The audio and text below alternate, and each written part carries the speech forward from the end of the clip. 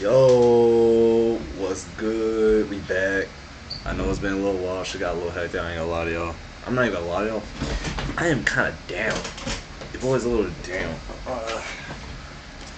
Kind of hate my job. I'm not gonna lie to you guys about that one. It's not the worst job. Oh shit! They got a new episode disconnected, guys. Let's hop in. But like I said, I'm not gonna have you will be able to go live within a week with your I don't fan want a base. fucking week. I'm trying to run it up right now. It would still take you a month to get paid out by Twitch. So, But I'm gonna still start right now. Yeah, he just wants to hop on live. I want to hop on live today. I don't want to wait a week. oh, you're gonna do it live today? Technically, just Okay. sorry. Remember, I just got fired. Come on, man. Give me a break.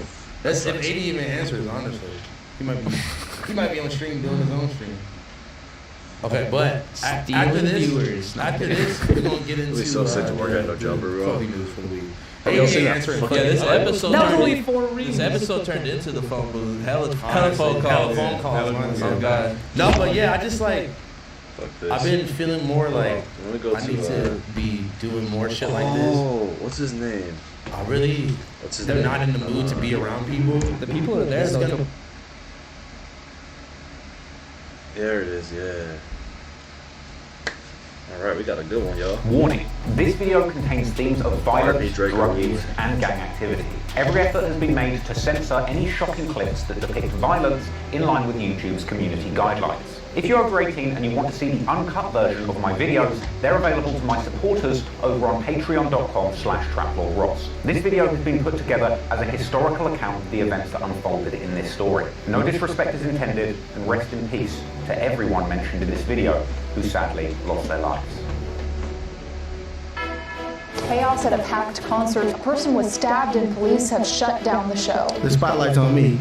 Are you scared of me, bro? At this time, I was Watch in what the you say. Intercontinental down there Watch you downtown hang LA. around Shit was with- crazy. Ain't no LA rapper that's out here that's made thing. Say he be a murder, attempted murder, 5 attempted murder, and a DJ. Draco was the person too that started like all the My kid fucking be slipping like that. like the or somebody rappers, like catch how me. they rap out here right now, like the The style.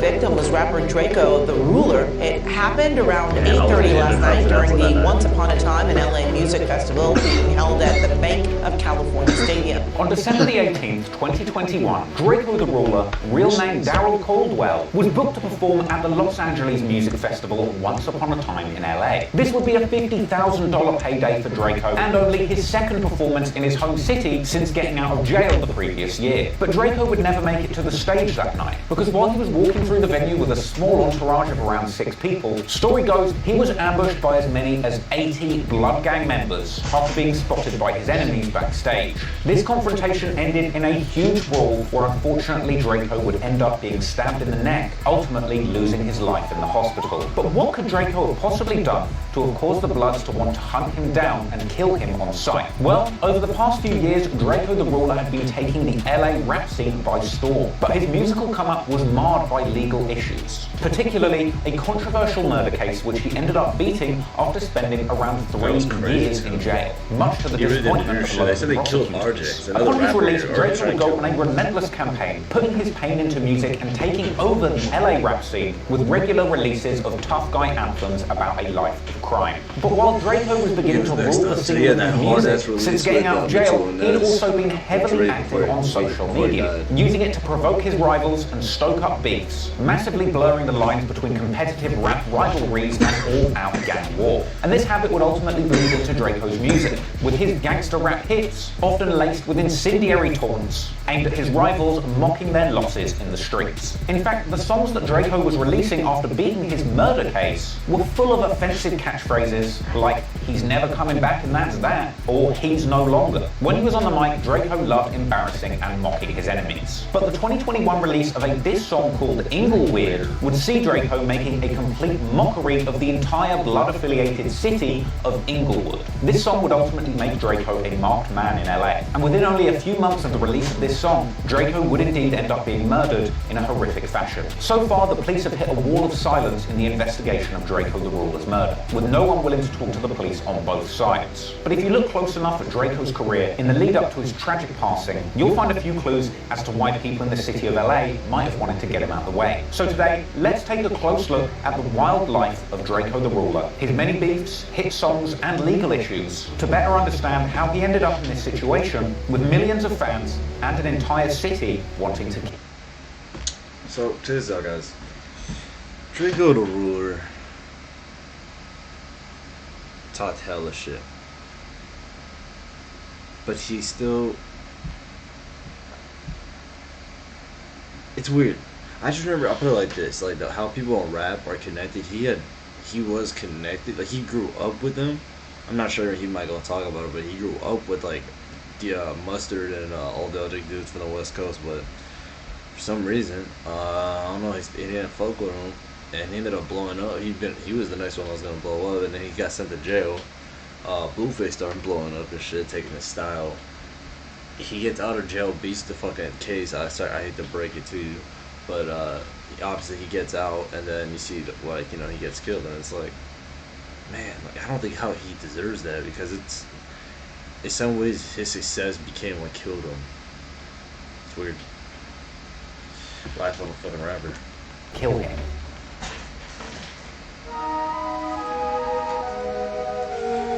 Full flavor. Drakeo the Ruler was truly no stranger to LA's criminal underworld. He was getting in trouble with the law from an incredibly early age, claiming to have been arrested for the first time at the young age of just 12, after apparently stealing $1 from a tip jar. What I went to jail for? You're 12. Oh man, I took $1 out of tip jar. $1? And then I tried to put it back. After getting his first taste of law breaking, a preteen Drakeo would end up being shipped off to a youth correctional facility known as a camp. But unfortunately, it didn't seem that this camp-style punishment would address the root cause of Drakeo's issues. And apparently from here, a young Drakeo would continue to rack up teenage criminal charges, mainly related to burglary and gun possession, landing him in various youth correctional facilities throughout his teens. But Drakeo wouldn't be catching these early cases alone, but it would seem that many of Drakeo's early forays into crime were actually backed up by his younger brother, Ralphie the Plug, who would tell Adam 22 in a No Jumper interview that he was really out here catching cases for robbery with Drakeo at age 11. When did you first get locked up? Shit, when I was 11. 11? Mm-hmm. For what? Matter of fact, me and Draco had our first case together. Bullshit, tipped robbery, bullshit, little shit. So this is an armed attempted robbery? Not hell, no, not at 11. Or armed at 11. It's in Chicago. He ain't out here just tripping like that. Sadly, as Drakeo got older, he'd continue to be involved in crime and the risks associated with it. He'd end up getting shot while still a freshman at Washington High, just age 15, eventually being kicked out of school completely, eventually winding up making a living through home invasions or flu flamming, as he would call it. You see, apparently Drakeo and his buddies were pretty regular flu flammers, with their door-to-door robbery team apparently being known as the Too Greedy family, or later, the Stink Team. Now, according to accusations by prosecutors, members of the Too Greedy family were known as flockers, an LA term used for burglary crews, often targeting Asian households. And apparently a result of the crew's heritage in robbing LA's Asian community, a lot of the Too Greedy family and Stink Team's artwork and jewelry would bear an Asian theme. And this obsession with Asian culture carried over into the music too, with Drakeo often rapping about Mei Ling taking him shopping, which an LA Times article covering Drakeo said is Drakeo's way of describing breaking into an Asian woman's house, robbing it, and buying out Neiman Marcus. Now, for the record, Drakeo has maintained that he simply likes Asian iconography, suggesting that the Buddha and cat logos that his crew frequently use are simply symbols of good business and good luck. However, if Drakeo's 2015 tweets are anything to go by, it's hard to say he has much respect for the Asian community. But Drakeo and his crew's targeting of the Asian community with home invasions isn't simply due to prejudice. Apparently, home invaders targeting the Asian community is an age-old tradition amongst LA burglars due to the apparent fact that Asian communities have an inherent distrust of traditional banks, with lower rates of bank account ownership, meaning a large proportion are likely to keep cash in their homes, thus putting them at risk to LA home invaders like Drakeo and the Stink Team, who are desperate to make off with that cash and spend it on designer clothes at Neiman Marcus. But Drakeo isn't the only LA rapper to speak on flu flamming or flocking. Compton rapper YG's 2014 track Beat the Flockers would catch some heat after people noticed some lyrics, suggesting suggesting that his crew would target Asian homes for robberies for the very same reasons. Anywho, despite being plugged into LA's criminal underworld, Drakeo the Ruler doesn't claim affiliation to any particular LA gang set, even going as far as to suggest during an interview on No Jumper that most rappers claim gang affiliation purely for protection. Or does Drakeo gangbang? We don't do all that, because we gangbanging for protection, bombs. To be honest, calling most of LA's gang population bums is a pretty brave thing to do. But that says a lot about how Drakeo moved. He was fearless, and he did not care who he offended. And despite not claiming a known gang set, Drakeo did hail from South Central Los Angeles around the 100s, which is a neighborhood Crip territory. And as a result, over the course of his career, Drakeo maintained friendships with a number of sets of LA's neighborhood Crips, like the Rolling 40s, who he would publicly shout out on his social media. Man, shout out to all the 40s, man. Happy Hood Day to the Crips. So, as a result of his gang connections and his background in home invasions, it's no surprise that the local police would categorize the Stink Team itself as a gang in its own right. Even though in the later stages of his career, Drakeo would maintain that his team were focused on the rapping rather than the streets, with Drakeo's lawyer later explaining that the local police are quick to conflate anybody that grew up around gangs as being a gang member. Some prosecution's theory, anybody that grows up in a community that has gangs in it, and they know gang members, they're gang affiliated, right? Despite Drakeo's insistence that the Stink Team was just a rap crew, prosecutors would think otherwise. Court documents would later claim that the Too Greedy Family, or Stink Team, was a gang around 20 to 30 members strong, noting the fact that various members of the Stink Team also belonged to various factions of LA's neighborhood Crips, like the Rolling Hundreds and Rolling 40s. And ultimately, whether he liked it or not, the cops would categorize the Stink Team as a gang, with Drakeo the Ruler at the top of the food chain. Drakeo would be running things with his blood brother, Ralphie the Plug. The top up-and-coming artist other than Drakeo on their label was Ketchy the Great, and they would roll alongside a number of other affiliates including Bambino, Say So the Mac,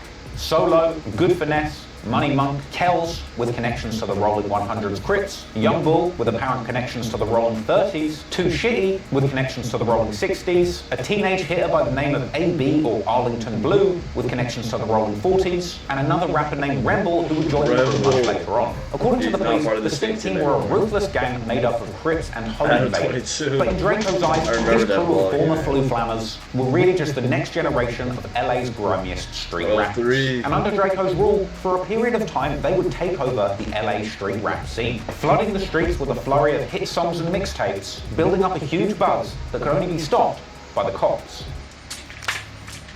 Even they could stop. I mean, it was killer. Footage of Drakeo rapping on YouTube exists as early as 2011. He was a prolific YouTube uploader, publishing early freestyles over other rappers' beats all the way through the 2012s, as well as posting clips of him hanging out with his Too Greedy family. What they call you, brody?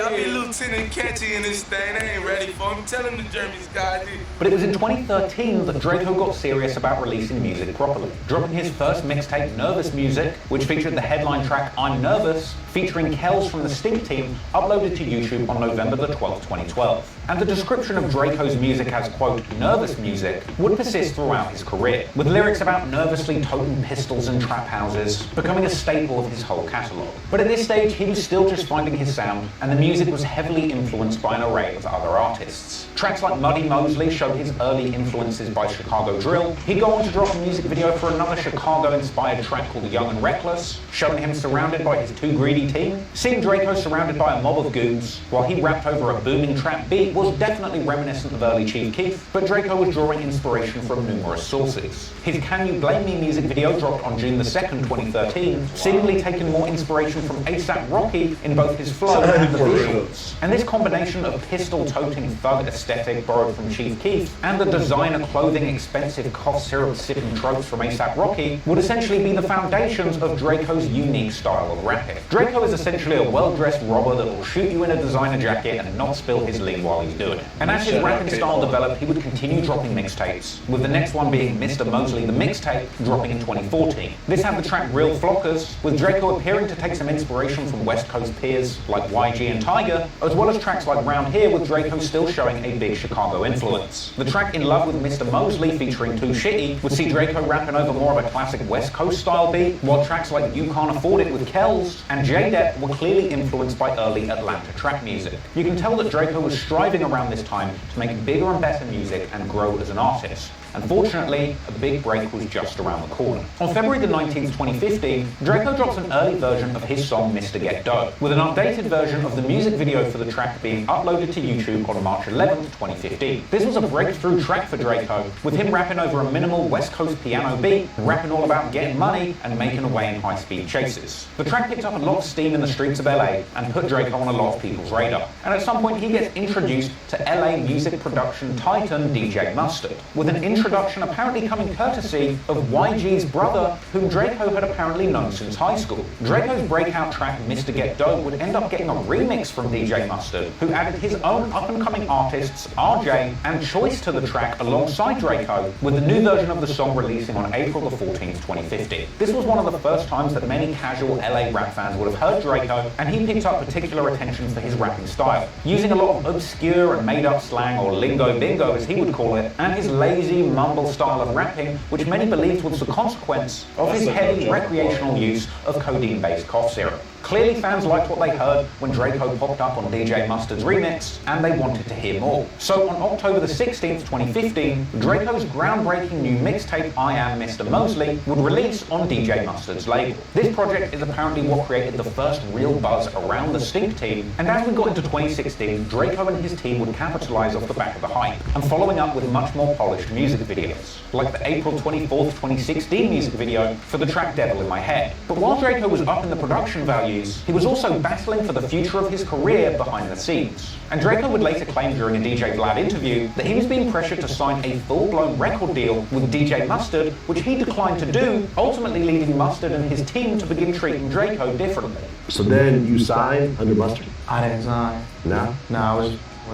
I guess I didn't want to sign, so then that's, I guess, when like people from his group, and like, I guess they was mad at me because I didn't want to sign, So in the end, Drakeo decided to go his own route. He followed up that DJ Mustard-supported mixtape with a new offering on July the 21st, 2016, a completely independent mixtape called I Am Mr. Mosley 2, presented this time by his own Stink Team label rather than DJ Mustard's crew. Sure, it might have been a step down in quality of the cover art, but it was a big step forward for Drakeo in keeping control of his music career. And the project was another opportunity for Drakeo to continue developing his signature style, this time injecting his personality and sense of humor into his tracks with absurd and sometimes hilarious premises for his new songs. For example, there's the crazy cut Shoot a Baby, which ended up getting a music video in September 2016, with Drakeo rapping that he has killers on standby that are so dedicated to the cause that they will literally shoot a baby if he asks them, with Drakeo in the music video with a Drakeo sticking up a fake baby. Drakeo was carving out his own lane in the rap game, putting his personality into his music, and the fans were loving it. And Drakeo would actually later say in a DJ Vlad interview that everybody doubted him after he parted ways with DJ Mustard, but in the end, he was able to carve out his own path and get respect independently.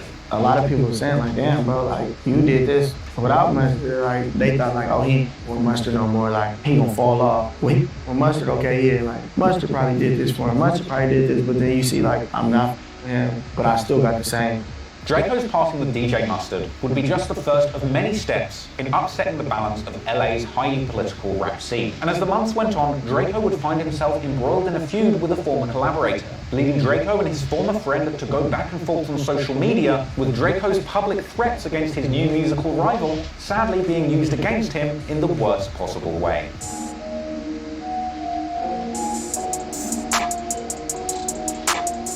After Drakeo declined to do further business with DJ Mustard, tension would begin to form between their camps. And soon, Mustard's artist RJ, who had appeared on the Mr. Get Dough remix with Drakeo, would begin taking competitive jabs at Drakeo. In fact, Drakeo would even explain to DJ Vlad that when he stopped working with DJ Mustard, RJ would pick his side. Was it when you kind of stopped messing with Mustard? Pretty much, yeah. When I and RJ took Mustard's side? Yeah, I guess that's what it was like. From here, RJ would grow even closer to DJ Mustard and continue driving his career forward, dropping tracks like Get Rich in April 2015. And at a certain point, RJ rebrands and begins to call himself RJ Mr. LA. Now, this seems like a previous reference to Drakeo calling himself Mr. Get Dough in the song him and RJ appeared on. And it really seemed like RJ was trying to kind of claim the more superior title of Mr. LA, essentially saying that he runs the rap scene in the city. Apparently, Drakeo was upset about RJ's claim to the title of Mr. LA, suggesting that because he was the one who came up with Mr. Get Dough, he really was Mr. Everything. But from here, soon RJ would be dropping lyrics attempting to get under Draco's skin even further. RJ's May 2016 track, Only One, is a competitive diss track seemingly aimed at Draco, where RJ claims that he is the only one popping in the hood now. And RJ would back this sentiment up in an August 2016 tweet, where he claimed that he only gets mentioned alongside the greats when it comes to LA street rappers. Draco would clap back at this sentiment in a tweet of his own saying, "You and me both," suggesting that both him and RJ are greats in the city of LA. But RJ would disagree with this, saying, "Nah, Draco isn't as good as him." This led Draco to clap back, saying RJ can't possibly believe that, ultimately saying maybe RJ had LA's rap scene once, but Draco has it now. Following that tweet up with the devastating closer, responding to RJ saying that he runs the streets of LA, saying, "That's not what LA's saying, Mr. LA." As the months went by, the beef between Draco and RJ would intensify.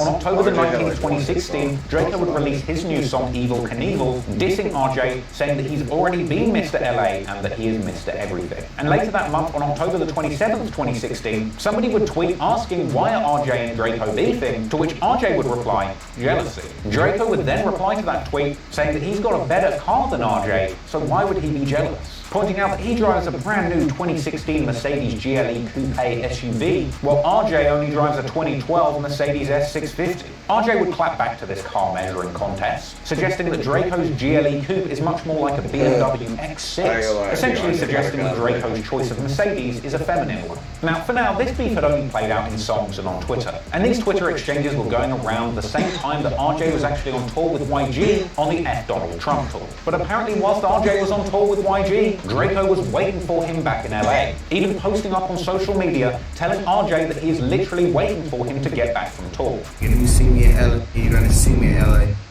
Mr. LA, and I'm gonna have some bands on me.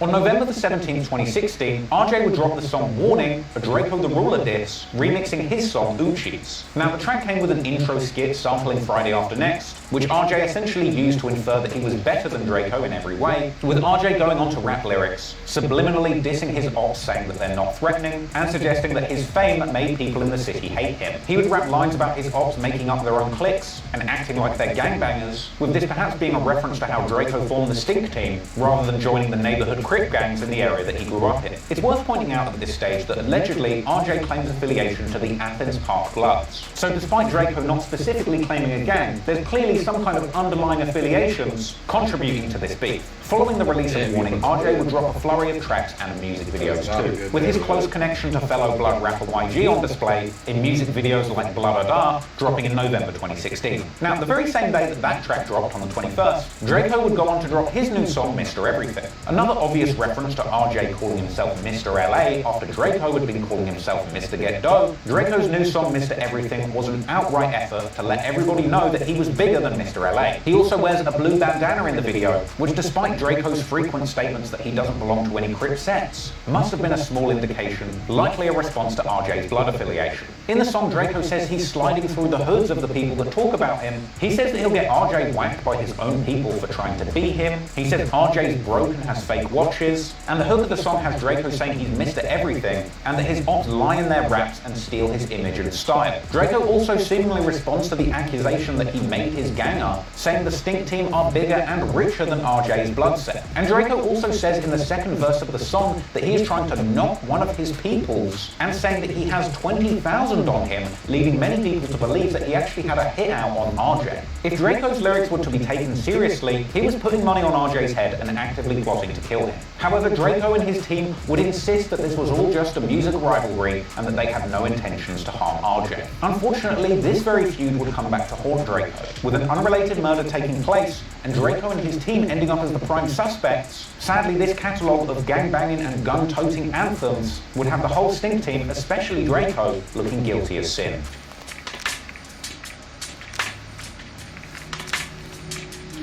This is where it gets You'll good. be aware at this point that while Draco the Ruler doesn't claim an alliance to a specific LA gang set, he's got a lot of collaborators, friends, and affiliates who do claim gang sets associated with the neighborhood Crips. And one of these Crip-affiliated Stink Team members is Kells of the Rolling Hundreds. Kells would appear on the song Chunky Monkey with Draco and Ralphie on October the 25th, 2016. A track all about keeping a big gun, or as they call it, a chunky monkey, with Stink Team members dancing around in the music video wearing gorilla masks and toting chunky monkeys. But it would turn out that these chunky monkeys weren't just for showing off in the music video. It was clear that the Stink Team would need to protect themselves around this period, as according to a Fader article, the very month that this video was released, Drakeo, Ketchy, and 2 Shitty of the Stink Team were all shot at in separate incidents. It's still unclear exactly why or who would want to kill the Stink Team, but their ongoing feuds with other Blood Gang associated rappers and their close affiliation with various Crip sets clearly haven't done them any favours. Whilst Drakeo's ongoing rivalry with Athens Park Blood RJ was getting a lot of attention because of the music that they were making, it would actually be the neighbourhood Crips' ongoing street war with the Inglewood Family Gangsta Bloods that would ultimately bring tragedy to the Stink Team. The Inglewood Family Gangsta Bloods, or IFGB, or simply Inglewood Family's Gang,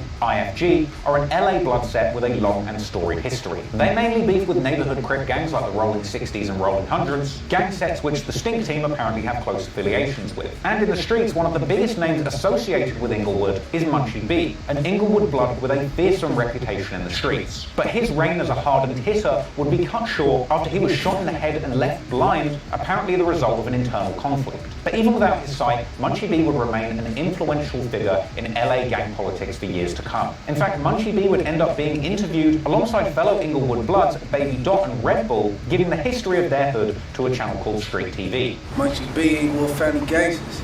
Red Bull, and all I do is Inglewood Family. Somebody put up on the side of my car and let off a gang of shots. You know what I mean? So I ended up taking a shot to the head.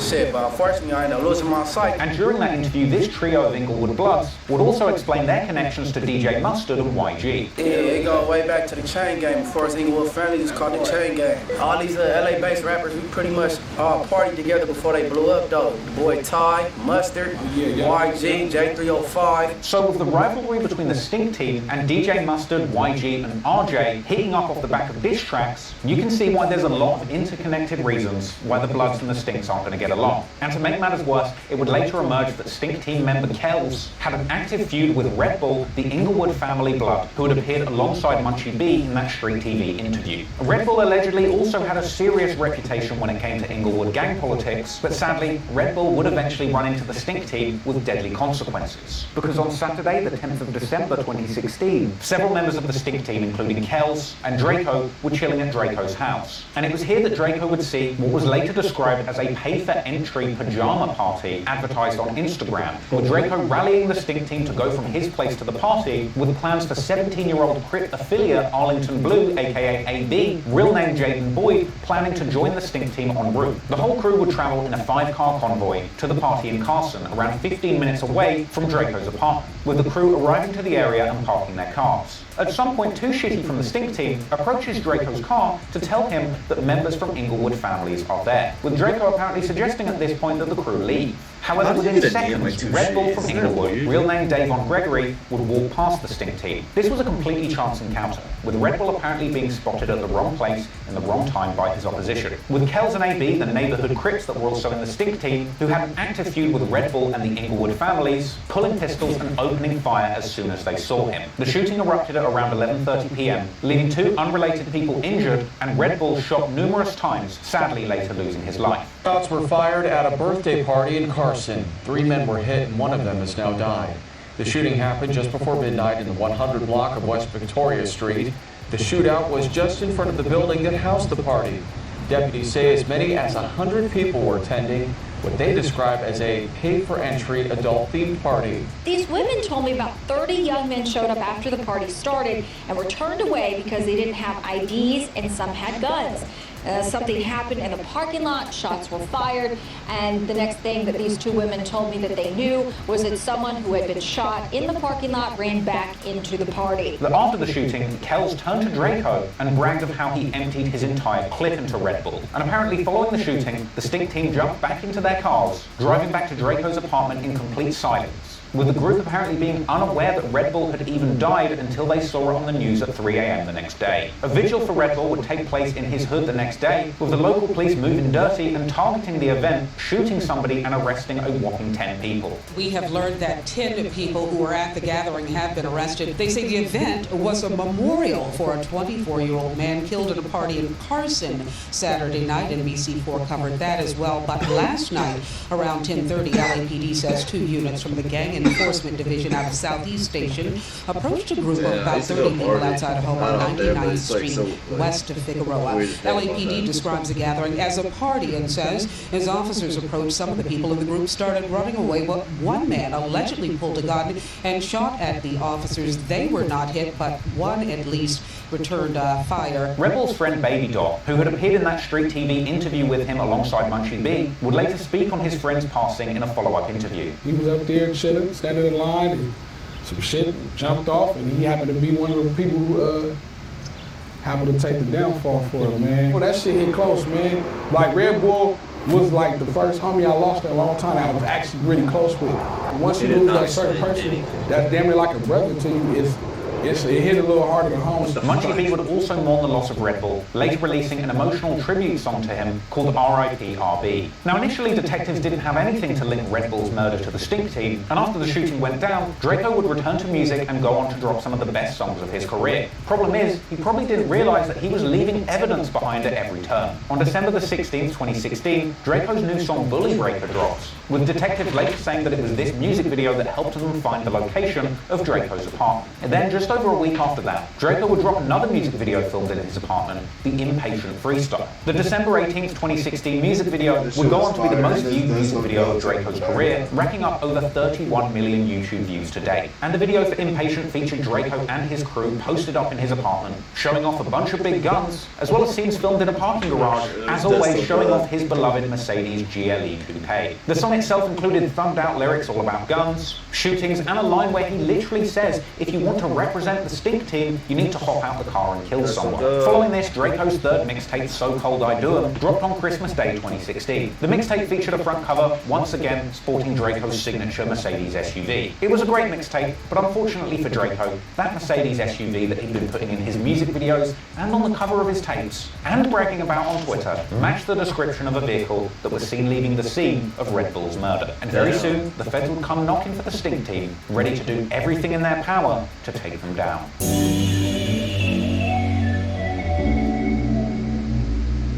On the 31st of December 2016, Drakeo drops the Flex Freestyle. This is a remix of RJ's song Flex, a retaliation to RJ remixing Drakeo's song on Warning, and it features a lyric where Drakeo says that he has RJ tied up in the back of his car. This was a pretty inane lyric aimed to poke fun at a rival, but sadly it would come back to haunt Drakeo massively, because while Drakeo was recording music and videos, trying to push his rap career forward, local police were watching his videos and reading his lyrics, intensely looking for clues to connect the Stink Team to the December 10th murder of Red Bull. And soon they would have the connection that they needed. Because at this point, all the cops had were bullets and shell casings from 38 and 40 caliber pistols, as well as surveillance footage and witnesses placing a Mercedes SUV at the scene. However, at some point, detectives working the case hear Drakeo's name mentioned on an unrelated wiretap, plus the victim's family telling cops that they heard rumors that Drakeo was somehow involved in the murder. This was apparently all that was needed to tie Drakeo to the crime, and at this point, the cops decided to close in. Only a couple of days after the Flex Freestyle, one day after Drakeo's son was born, and one day after New Year's on the 2nd of January 2017, the members of the Stink Team are all hanging out at the LA condo where Drakeo had filmed his earlier Impatient Freestyle and the Bully Breaker music video. According to later court documents,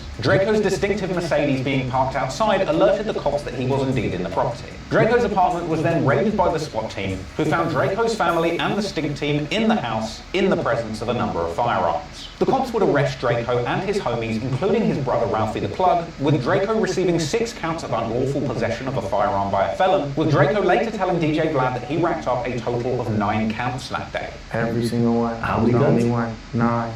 So all 9 guns, they said, were yours? Every single one. And apparently even Drakeo's mother and sister were there, getting arrested alongside a whole bunch of the Stink Team members. My mom, my sister, 2 shitty, his baby mama, and Bambino, Solo, my brother. He was a lot of people. Nothing connecting Drakeo or the Stink Team to the murder of Red Bull was found that day, and apparently the guns that were found in the property were not the ones used in the murder of Red Bull. But regardless, Drakeo would still be headed to jail, with rap blogs beginning to position him as LA's Gucci Mane. Fortunately, Drakeo was able to continue to release music and music videos from behind bars, with pre-recorded tracks like Cocoon releasing publicly over this period. In a February 2017 interview with LA Weekly from jail, Drakeo said he was optimistic about his release and vowing to hit the studio as soon as he got home. But perhaps he shouldn't have been so optimistic, because while Drakeo was remaining solid in his cell, the same couldn't be said about some of his Stink Team brethren. After being arrested, Stink Team member 2 Shitty is placed into a cell with an undercover informant, who's planted there wearing a wire specifically to gather information about Red Bull's murder. Now, this is part of a controversial strategy, where the local detectives take advantage of a loophole where they're allowed to send in jailhouse informants undercover as long as it's done before suspects are formally charged. It's a slippery tactic, but it sure does work, as it was later revealed in court that 2 Shitty had spilled the beans to this informant completely, admitting directly to the undercover that the shooter was that 17-year-old Crip called AB, or Arlington Blue, real name Jaden Boyd, the Rolling 40s Crip who had accompanied the Stink Team to that party. After 2 Shitty's confession, AB is then arrested himself and placed into a cell with another undercover informant, posing as an OG Crip. And once again, AB confesses the crime and many specific details to this undercover snitch, with a 1-hour, 22-minute recording of their conversation even being played to the court. During this conversation... Damn, what the fuck just happened? Now we talking, now I'm awake.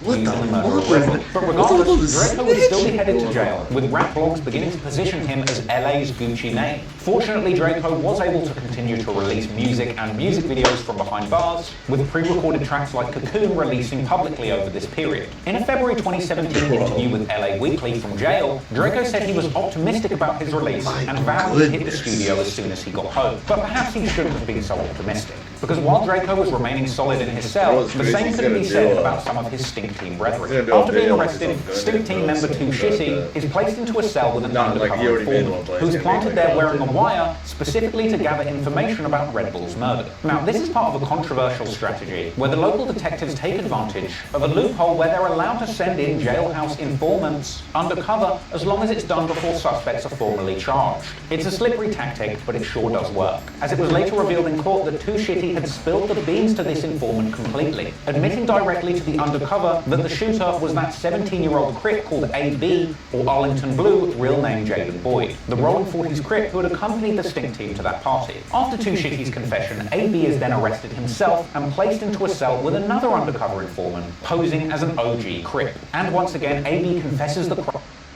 Said he was with a gang of niggas that's all in jail right now. Oh shit. Boyd thought someone snitched on him because out of the many people arrested, the police accused him of shooting Buchanan, which he was snitched on, who was in fact the other shooter. He said we really wasn't going on a mission, it's just when we got there, we was there for a nigga from Athens. But in the parking lot, I seen the nigga I was beefing with from Inglewood. Oh shit. He agreed with the informant's statement that the victim was at the wrong place at the wrong time and fell in their glove. Holy shit, they just fucking pulled up and fired. Okay, they called it Perkins Operation. Okay, yeah. In the case of Boyd, his summit, is a large Upper Plains East Coast crib, a large fraction that forms a part of the neighborhood with Rowan. We hear and they are tired of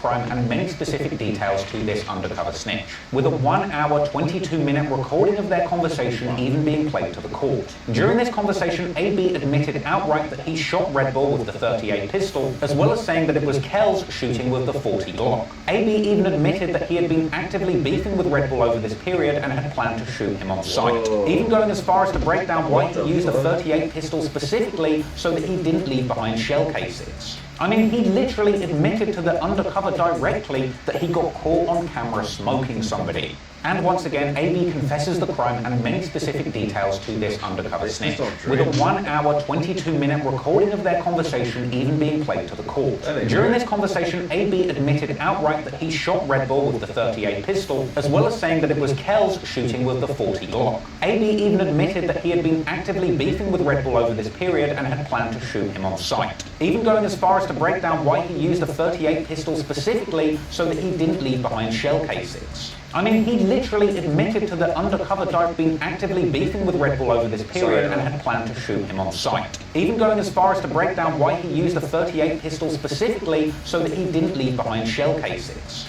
I mean, he literally admitted to the undercover directly that he got caught on camera smoking somebody. He admitted shooting the man directly 2 times, but denied shooting him in the head, quite literally saying definitively that he popped Kurt. Now, during this conversation, AB only incriminated himself and Kells, essentially saying nothing to implicate Draco. And as far as Draco's concerned, at this point it really should have been case closed, because the 2 shooters had been identified specifically, and there wasn't a single mention of Draco's role in the murder to be found at all. In fact, during this time, the cops even tried to put an undercover informant into Draco's cell too, with a 1.5-minute recording captured within Draco's cell revealing absolutely nothing. Because there was nothing to speak of. From start to finish, it appeared clearly established that it really should have been case closed, because the 2 shooters had been identified specifically, and there wasn't a single mention of Draco's role in the murder to be found at all. In fact, during this time, Draco is so the cops even tried to put an undercover informant into Draco's cell too, with a 1.5-minute recording captured within Draco's cell revealing absolutely nothing. Because there was nothing to speak of. From start to finish, it appeared clearly established that AB and Kells killed Red Bull in a split-second decision, with Draco apparently completely unaware of what was going to unfold that night. So, the cops would have no choice but to let Draco go. For now. But sadly, they would hold a grudge. And only after a few months of freedom, the cops would return to try and pull off a tricky maneuver, using flimsy evidence and a convoluted case to take Draco off the streets once again, this time at the height of his fame.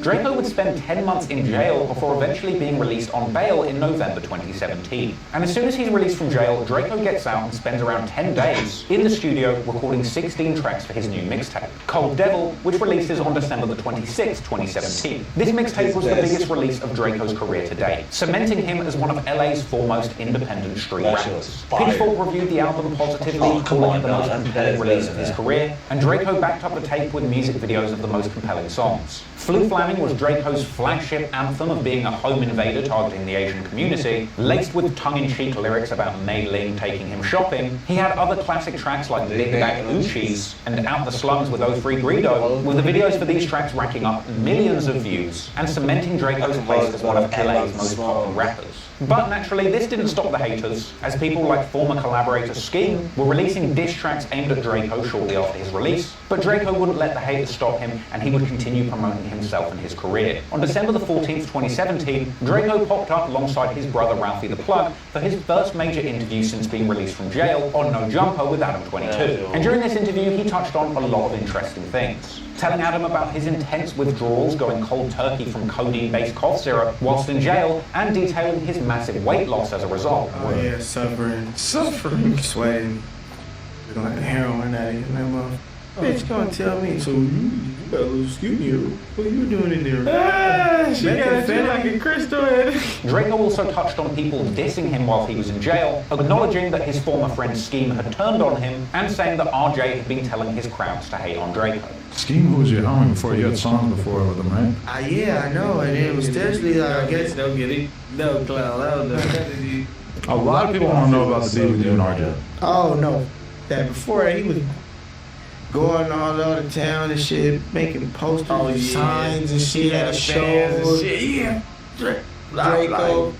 He'd start off his show like, let me hear y'all say Draco. Draco would actually go on to say that him and RJ settled their beef before he went to jail. But yeah, that shit over now though. That shit over. It's over? Yeah. Like you guys talked about it or something? Yeah, I seen him. He said we both from the West and represent the West, and we both can't be beefing and all this other shit. And he would end his interview by saying that he wants to stay away from guns and stay out of jail. Yeah, I'm chilling, man. You know, no guns, no videos, no guns. No guns in the videos.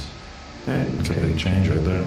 Before Adam 22. It was good to see Draco taking positive steps since his release. And from here, he would continue pushing his career forward and racking up big wins. On December the 19th, he did a big sold-out show at the Observatory. And on December the 28th, 2017, him and Ralphie would release their new song, The Right Decision, where spray paint shown on a wall in the opening shot would reveal graffiti saying "Free Drakey, fuck too snitchy," a reference to the Stink Team member Too Shitty slipping up and telling a prison house informant the details of the Red Bull murder. But sadly, once again, again, this, just like many other references to street goings-on in Drakeo's songs and music videos, would end up being used against him by detectives, with the public diss towards a cooperating Stink Team member apparently being interpreted by detectives as witness intimidation, which they tried to use to escalate the charges against Drakeo. Somebody had tagged Too Snitchy about a guy who was Stink Team that had given some information to the police. So they tagged the witness intimidation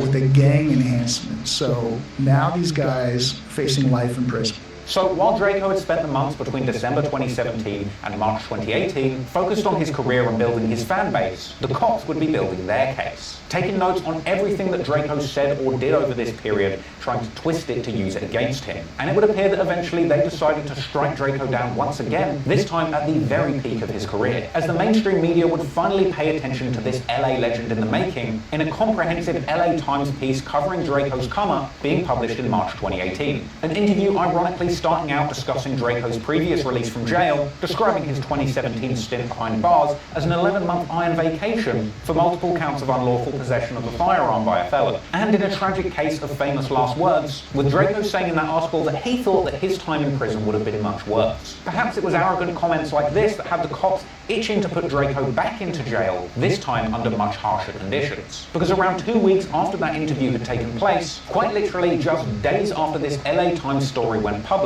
Drakeo would be arrested for possession of a firearm once again. Drakeo was brought to the police station where he weirdly said that the cops were playing his music, before then being taken to court where Drakeo said that he apparently had no idea what was going on, at which point prosecutors dropped the shocking bomb on him that he was being charged with first-degree murder, 5 counts of attempted murder, and conspiracy to commit murder in connection with Red Bull's death. These would be serious charges, and beating them would be no easy feat. But it wasn't just Drakeo in trouble. Other members of the Stink Team were arrested as part of this case, like Ralphie and Ketchy, who were arrested in San Francisco whilst on tour with Shoreline Mafia, with the cops apparently using their Instagram posts to locate them. And Ralphie would later elaborate being caught up in this sudden Stink Team sweep in an interview on No Jumper. Where did they get you? From San Francisco. So you went all the way up there just to get arrested for shit in LA? Thinking we cool, we Instagram, playing 2K and shit. As soon as we check in, they open the door, I'm laying on the bed, I look up and police coming, I'm like, this some bullshit. Homies laying outside, towels and shit, no clothes on and shit. I thought I was supposed to be on tour.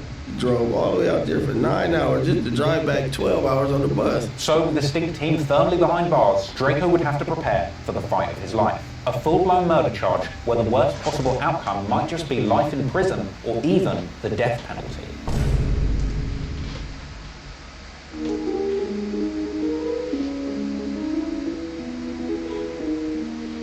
Drakeo explained to DJ Vlad that he was charged with first-degree murder, 5 counts of attempted murder, and conspiracy to commit murder in March 2018. First-degree murder, conspiracy, 5 attempted murder. 5 attempted murders. And 2 gun charges. It would later emerge that in addition to these charges, Drakeo was also being accused of shooting from a motor vehicle, illegal possession of a firearm, and criminal gang conspiracy. It's hard enough fighting a murder charge in 5 attempts, but the use of a gang enhancement, a law that's used to impose harsher punishments on those who commit crimes in furtherance of a gang, would see much more serious punishment for the crimes committed if found guilty. In the case of homicide, this meant that Drakeo was facing, at worst, the death penalty or life in prison. Drakeo was quite literally fighting for his life as a result of his supposed gang affiliations. But let's not forget, Drakeo doesn't claim to belong to a particular gang set. So in this case, the cops positioned the Stink Team as its own LA street gang, with Drakeo being the leader, pointing to the Stink Team, aka the Too Greedy family, as a squad of home invaders made up of members of rolling crip gangs. Prosecutors said that the Stink Team was a gang with around 20 to 30 members, even pointing out that the Asian-inspired logos that they use are a reference to robbing the homes of Asian people and a common identifier of the Stink Team as a street gang. Drakeo would later tell DJ Vlad that he felt that the cops were simply trying to make him guilty by association for wild things that his gang-affiliated friends were doing completely separate to him. We're gonna put these people and make it seem like, well, he's hanging around with him, this is his close friend, they're going around starting problems, shooting at people, whatever they're alleging. lies that they saying happened. And basically that's how they tried to get the gang charged with the indictment. Well, they indicted us on that charge anyway, so I didn't get that until after the indictment. Despite the cops' fairly misinformed opinions on Drakeo's gang membership, the case was even more flimsy under the surface. Because one of the most absurd pieces of evidence supposedly proving Drakeo's gang membership was his rivalry with RJ, with court papers citing RJ's affiliation with the Athens Park Bloods and RJ's ongoing competitive rap rivalry with Drakeo as evidence of an ongoing all-out gang war between the two groups, with Drakeo telling Vlad that the cops were trying to use the RJ beef to pin gang affiliations on him. They didn't have nothing, so I guess they like found out about me and RJ like getting into it, so they like try to pin this together like my rap beef or like whatever, a gang murder or whatever alleged to happen. The prosecution's entire argument against Drakeo specifically was built on a foundation of sand. Their entire case against Drakeo came from AB telling that prison informant that when they went to that party that night they were looking for RJ, which in the opinion of detectives and prosecutors meant that Drakeo had directed his entire gang to go to that party that night to kill RJ as part of a gang feud, going as far as to claim that Drakeo's lyrics on his Flex freestyle, where he says that he had RJ in the trunk, was an admission of his desire to kill his rivals, even though that song was released after the murder of Red Bull. And even though RJ was an Athens Park Blood, a different gang to the Inglewood family Bloods, which the murdered man Red Bull had belonged to. The prosecutor's case against Drakeo was very flimsy indeed. And to make matters worse for prosecutors, not only was RJ completely unharmed as part of this beef, but there was no evidence to indicate that RJ had ever intended to be at that party where Red Bull ultimately lost his life. Now, RJ would tell Adam 22 on No Jumper that he was aware that the cops had told him that Drakeo was trying to line him up, but he outright denied ever having plans to be at the party where Red Bull was killed. I wasn't supposed to be at that show. I wasn't supposed to be at that show. And the show that they're saying that he was sending someone to kill you at or whatever, yeah. I think I got a lot of love out here, you know what I'm saying, even from my enemies, you know, so I don't think nobody was trying to kill me. RJ would also go on social media denying that he ever planned to attend that pajama party where Red Bull died, saying that he had a show elsewhere that night. I've never been a runner, nor a no-show. Everybody know that I ain't never been looking for no damn pajama jam. For one, had a show somewhere else. Why you didn't come? Show me the flyer. RJ would even go on to say that he was actually a fan of Drakeo, suggesting that their ongoing feud had just been a rap rivalry and by no means a genuine gang war. I love Drakeo music. That's what people don't even realize. And people be talking about this beef shit. Bro, it's no beef with me and Drakeo, bro. So, with all of that in mind, much to the bafflement of journalists covering Drakeo's case, prosecutors were still going ahead with the case against Drakeo, specifically going with the narrative that they believed Drakeo had gone to the party that night to kill RJ, arguing that because Drakeo had led the Stinks on a ride intending to kill RJ, that he should still be held responsible when another unrelated gang member ends up getting murdered by one of his friends for reasons that have nothing to do with him. With Drakeo later trying to unpack the ridiculousness of this line of thinking in a DJ Vlad interview. I grabbed 12 people to go to a party with me where he's not on a flyer, where in my expensive Mercedes-Benz, along with 5 other cars, to drive to a party to go kill a rapper who wasn't on the flyer, waited there, waited for him to show up, a blood walks by, whatever, somebody else starts shooting, randomly, and that I'm responsible for it basically because I start beefs with people and pass out guns and I don't know, I'm John Gotti, I guess. Whilst awaiting trial, Drakeo was interviewed from jail by Jeff Weiss, the same journalist who wrote that LA Times piece on him days before his arrest. And during the interview, Drakeo claimed that it was 2 specific Monterey Park Sheriff detectives named Hardeman and Biddle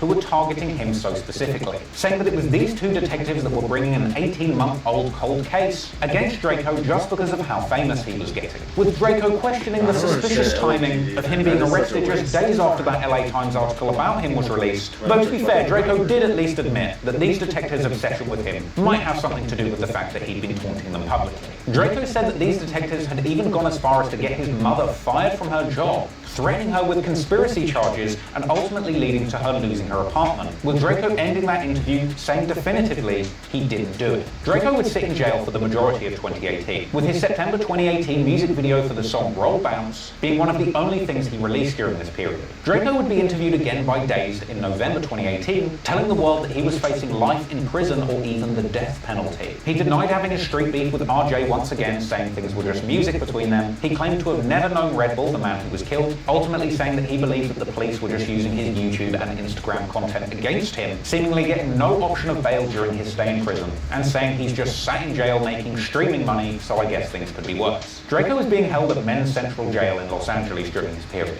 It's not one of the best places you would want to find yourself, but the sad truth is, things could actually get much worse for Drakeo. Because during his stay in jail the second time, Drakeo claimed to have been subjected to dozens of months of solitary confinement. Because in January 2019, he claimed on Twitter to be quitting music and taking all of his tracks down, blaming Detective Hardiman for the end of his career for trying to use his lyrics against him. But perhaps Drakeo underestimated just how grimy this detective really was, as a result of being publicly shamed for ruining Drakeo's career, because that tweet would end up getting used against him too, as the detectives and prosecutors would make moves to have Drakeo's public statements about them on Twitter as grounds for further punishment, with Drakeo later telling DJ Blam that he was subjected to months of solitary confinement, not for violent behaviour, but because of his followers on social media hating on the detective that had built the case against him.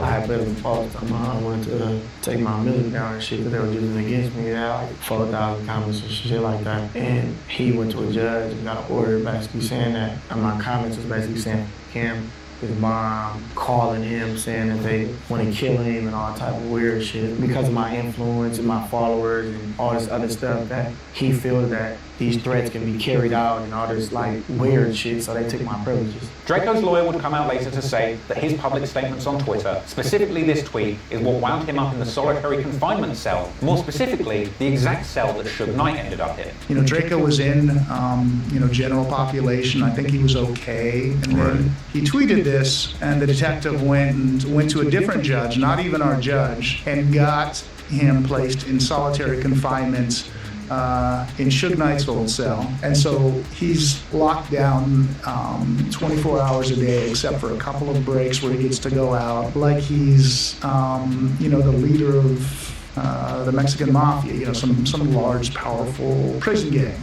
for tweeting, I'm taking my music down and thank Hardiman.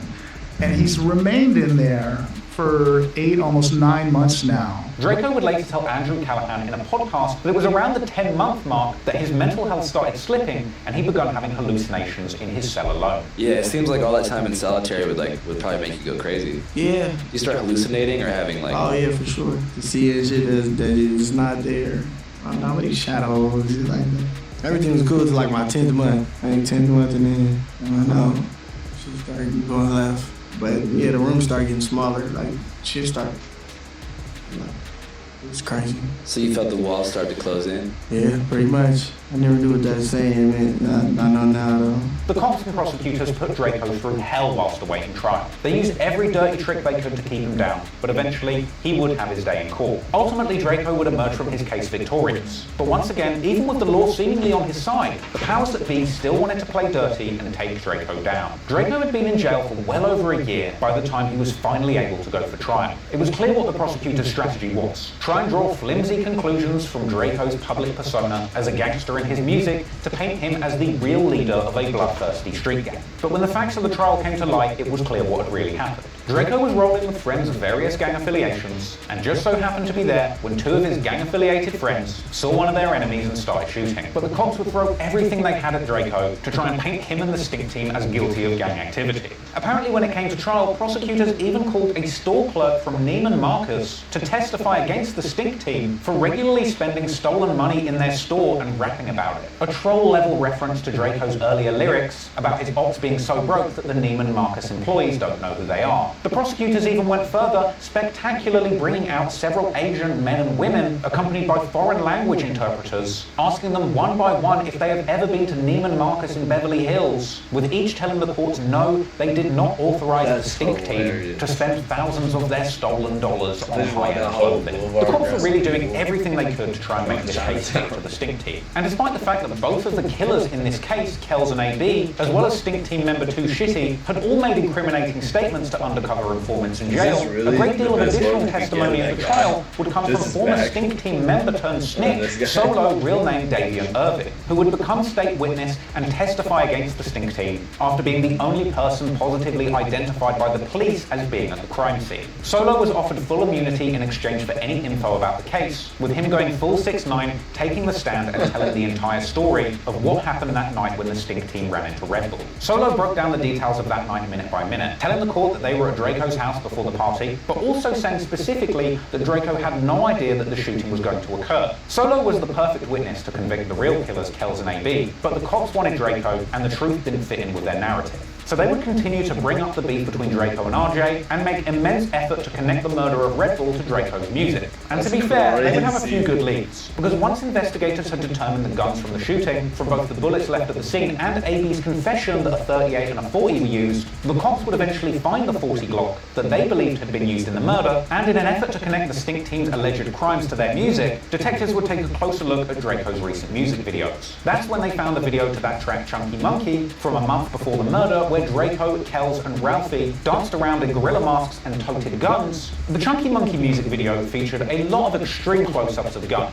In fact, this music video was so well shot that several of the guns appear on screen with their serial numbers on display in glorious 4K. It was later alleged that a gun featured in the video with its serial number on display was the exact same pistol that had fired the .40 caliber cartridge that was found at the scene. Though to be fair, it was claimed that other people had possessed that gun between the Chunky Monkey music video shoot and the actual murder of Red Bull. Also featured heavily in the Chunky Monkey music video was Drakeo's signature Mercedes SUV that was also seen at the scene of the Red Bull murder. At the time, people were commenting all over that video that everybody included in it is now facing 25 to life. But of course, all of that incrimination was really bad news for Kells and AB, the young shooters who had actually done the crime, with the prosecution's case against Kells looking particularly strong. Not only had he been duly snitched on by himself and his friends to those undercover informants, but the cops also had evidence that following the murder, Kells had posted clips on social media saying that he was sipping on Dead Bull, as well as another clip that was posted on his own Facebook that had a bunch of people in the comments talking very reckless about what had happened to Red Bull. It was clear that Kells and AB were very deeply tied into LA's Crip gang politics. Combine that with the fact that Red Bull was a seemingly beloved Inglewood blood with a deep reputation in the streets, it's not unsurprising then that during the trial against Kells, it was reported that the court was lined with both Bloods and Crips in attendance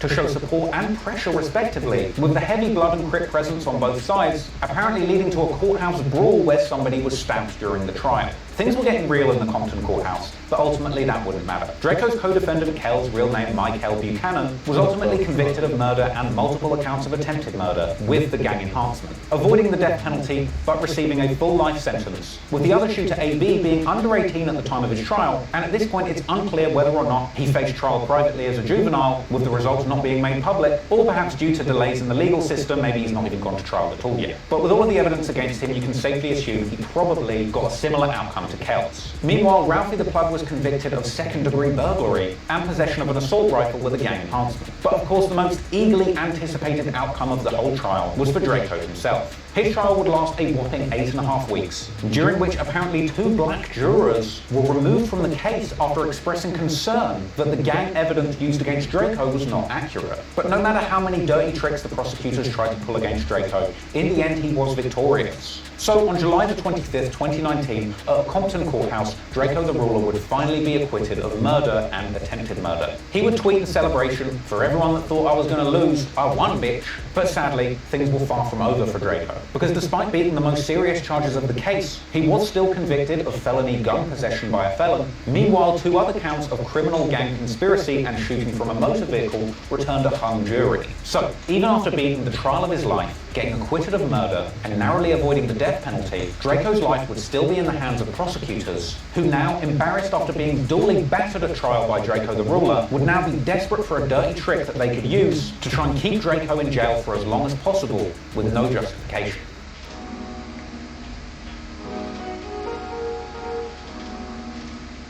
In the end, the district attorney decided to refile charges of criminal gang conspiracy and shooting from a motor vehicle against Drakeo, as these counts had originally returned a hung jury. Shooting from a motor vehicle is a crime that could see Drakeo facing 3 to 7 years in jail, but with the gang enhancement, that criminal gang conspiracy charge, Drakeo was once again facing life in prison, even though he'd been fully acquitted on those original murder and attempted murder charges. This was a dirty move by prosecutors who were essentially holding Drakeo in custody for a crime he had already been acquitted of. If the jury had already found him innocent of murder and attempted murder, it was quite the stretch to suggest that he had still shot from a car and been involved in the conspiracy, but clearly the prosecutors had a grudge against Drakeo after losing in court over the main charges. And of course, if keeping Drakeo in prison after he was acquitted wasn't enough, prosecutors also made sure that during this time, Drakeo was still held in solitary confinement. But somehow this didn't stop Drakeo from still managing to get access to a phone and tweeting about his case, with Drakeo taking to the net in September 2019, telling the world that he was essentially being charged for the same crime that he got acquitted for a few months previous, saying enough is enough, and acknowledging he knows detectives are just trying to get justice for the victim's family, but surely his acquittal and Kells' conviction would mean something to prosecutors. It didn't, and the cops would do everything they could to keep Drakeo in jail after his acquittal, with Drakeo's lawyer later telling No Jumper in an interview that he believed that the cops and prosecutors were seeing Drakeo as a trophy. It's a trophy. He's a trophy, you know, a big fish for them to try to take down. Because you know they're humiliated because they didn't get him the first time around. So they're like, oh, let's double down. Let's really go for this again. Drakeo's new trial was set for August in 2020, meaning that he would have been in jail for over a year following his acquittal for murder. It's truly crazy when you think about it. But fortunately in the end, after so much bad luck and an additional year sat in jail unjustly, Drakeo would finally catch a break. As the LA County District Attorney who had had a vendetta against Drakeo, Jackie Lacey, would end up losing her job, partly the result of a terrible track record, refusing to prosecute a number of police shootings as well as Harvey Weinstein, along with her own husband even catching headlines for threatening to shoot and kill BLM protesters. So in November 2020, a new district attorney would be on the scene, potentially looking to save face over just how badly Drakeo's case had been handled. And after this change of administration, Drakeo the Ruler ended up being offered a plea deal from the new DA who dropped the original gang conspiracy charge that saw Drakeo facing life, allowing him to accept a guilty plea for shooting from a motor vehicle, a crime that he continued to deny, saying that he was essentially forced to plead guilty for a crime he did not do just to get out of prison. So you took a plea deal for a crime you didn't do? Basically. Like everyone else that takes crime, plea deals for crimes that they commit, take gang enhancements, take stuff. So after a cumulative 3 years of battling for his life in jail and quite literally beating the death penalty, Drakeo would finally be a free man again. But hell, on these dangerous LA streets, even being free wouldn't be easy. Because upon his release, Drakeo the Ruler would be returning to a snake pit, as the LA rap scene that he had left behind all those years had flourished, with Drakeo's former enemies building strength and new alliances while he was behind bars. Meaning that when Drakeo was released, he would have to fight for dominance in the rap game once again. And considering just how dangerous LA's street rap scene is, he'd be risking his life every step of the way.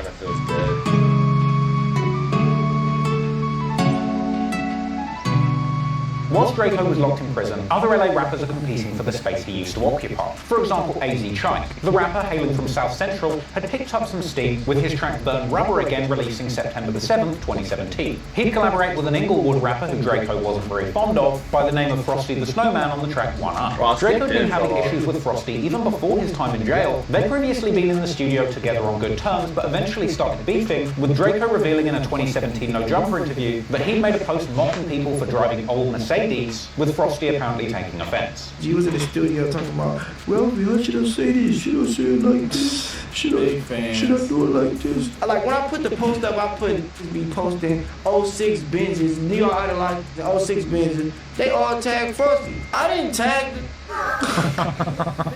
Frosty had had early successes with tracks like Ya Dig and Milwaukee Bucks, and would later have a resurgence with his music blowing up on TikTok, landing Frosty millions of views on his original songs, millions more on TikTok remixes, and hundreds of thousands of videos being made to his music. Also big from Inglewood is a rapper by the name of Rucci, who also linked up with AZ Chike on the collab track Light It Up, with Rucci and AZ Chike going on to be regular collaborators. In fact, they would go on to collaborate with another Inglewood regular by the name of Lil Deuce, with their track Every N-Word. Then there's also the likes of Mozzie, who had previously worked with Drakeo on tracks like Fresh Out of Jail, but while Drakeo had gone back into jail, Mozzie was making songs with Inglewood natives like Rucci, for example the track Believe in Me, and Mozzie would eventually go on to make an entire album with YG called Community Service. And though YG isn't from Inglewood, he probably is the most prominent person in the LA music scene to have a grudge against Drakeo. Basically, if you're an LA rapper with any kind of ties or friends in Inglewood, you and Drakeo probably aren't going to get along. And with Drakeo now finally getting out of jail, it wouldn't take take long for old beefs to evolve, reignite, and get cracking once again. With the sad truth being, after narrowly escaping the death penalty and life in prison, with his newfound freedom, Draco's life would be in danger more than ever.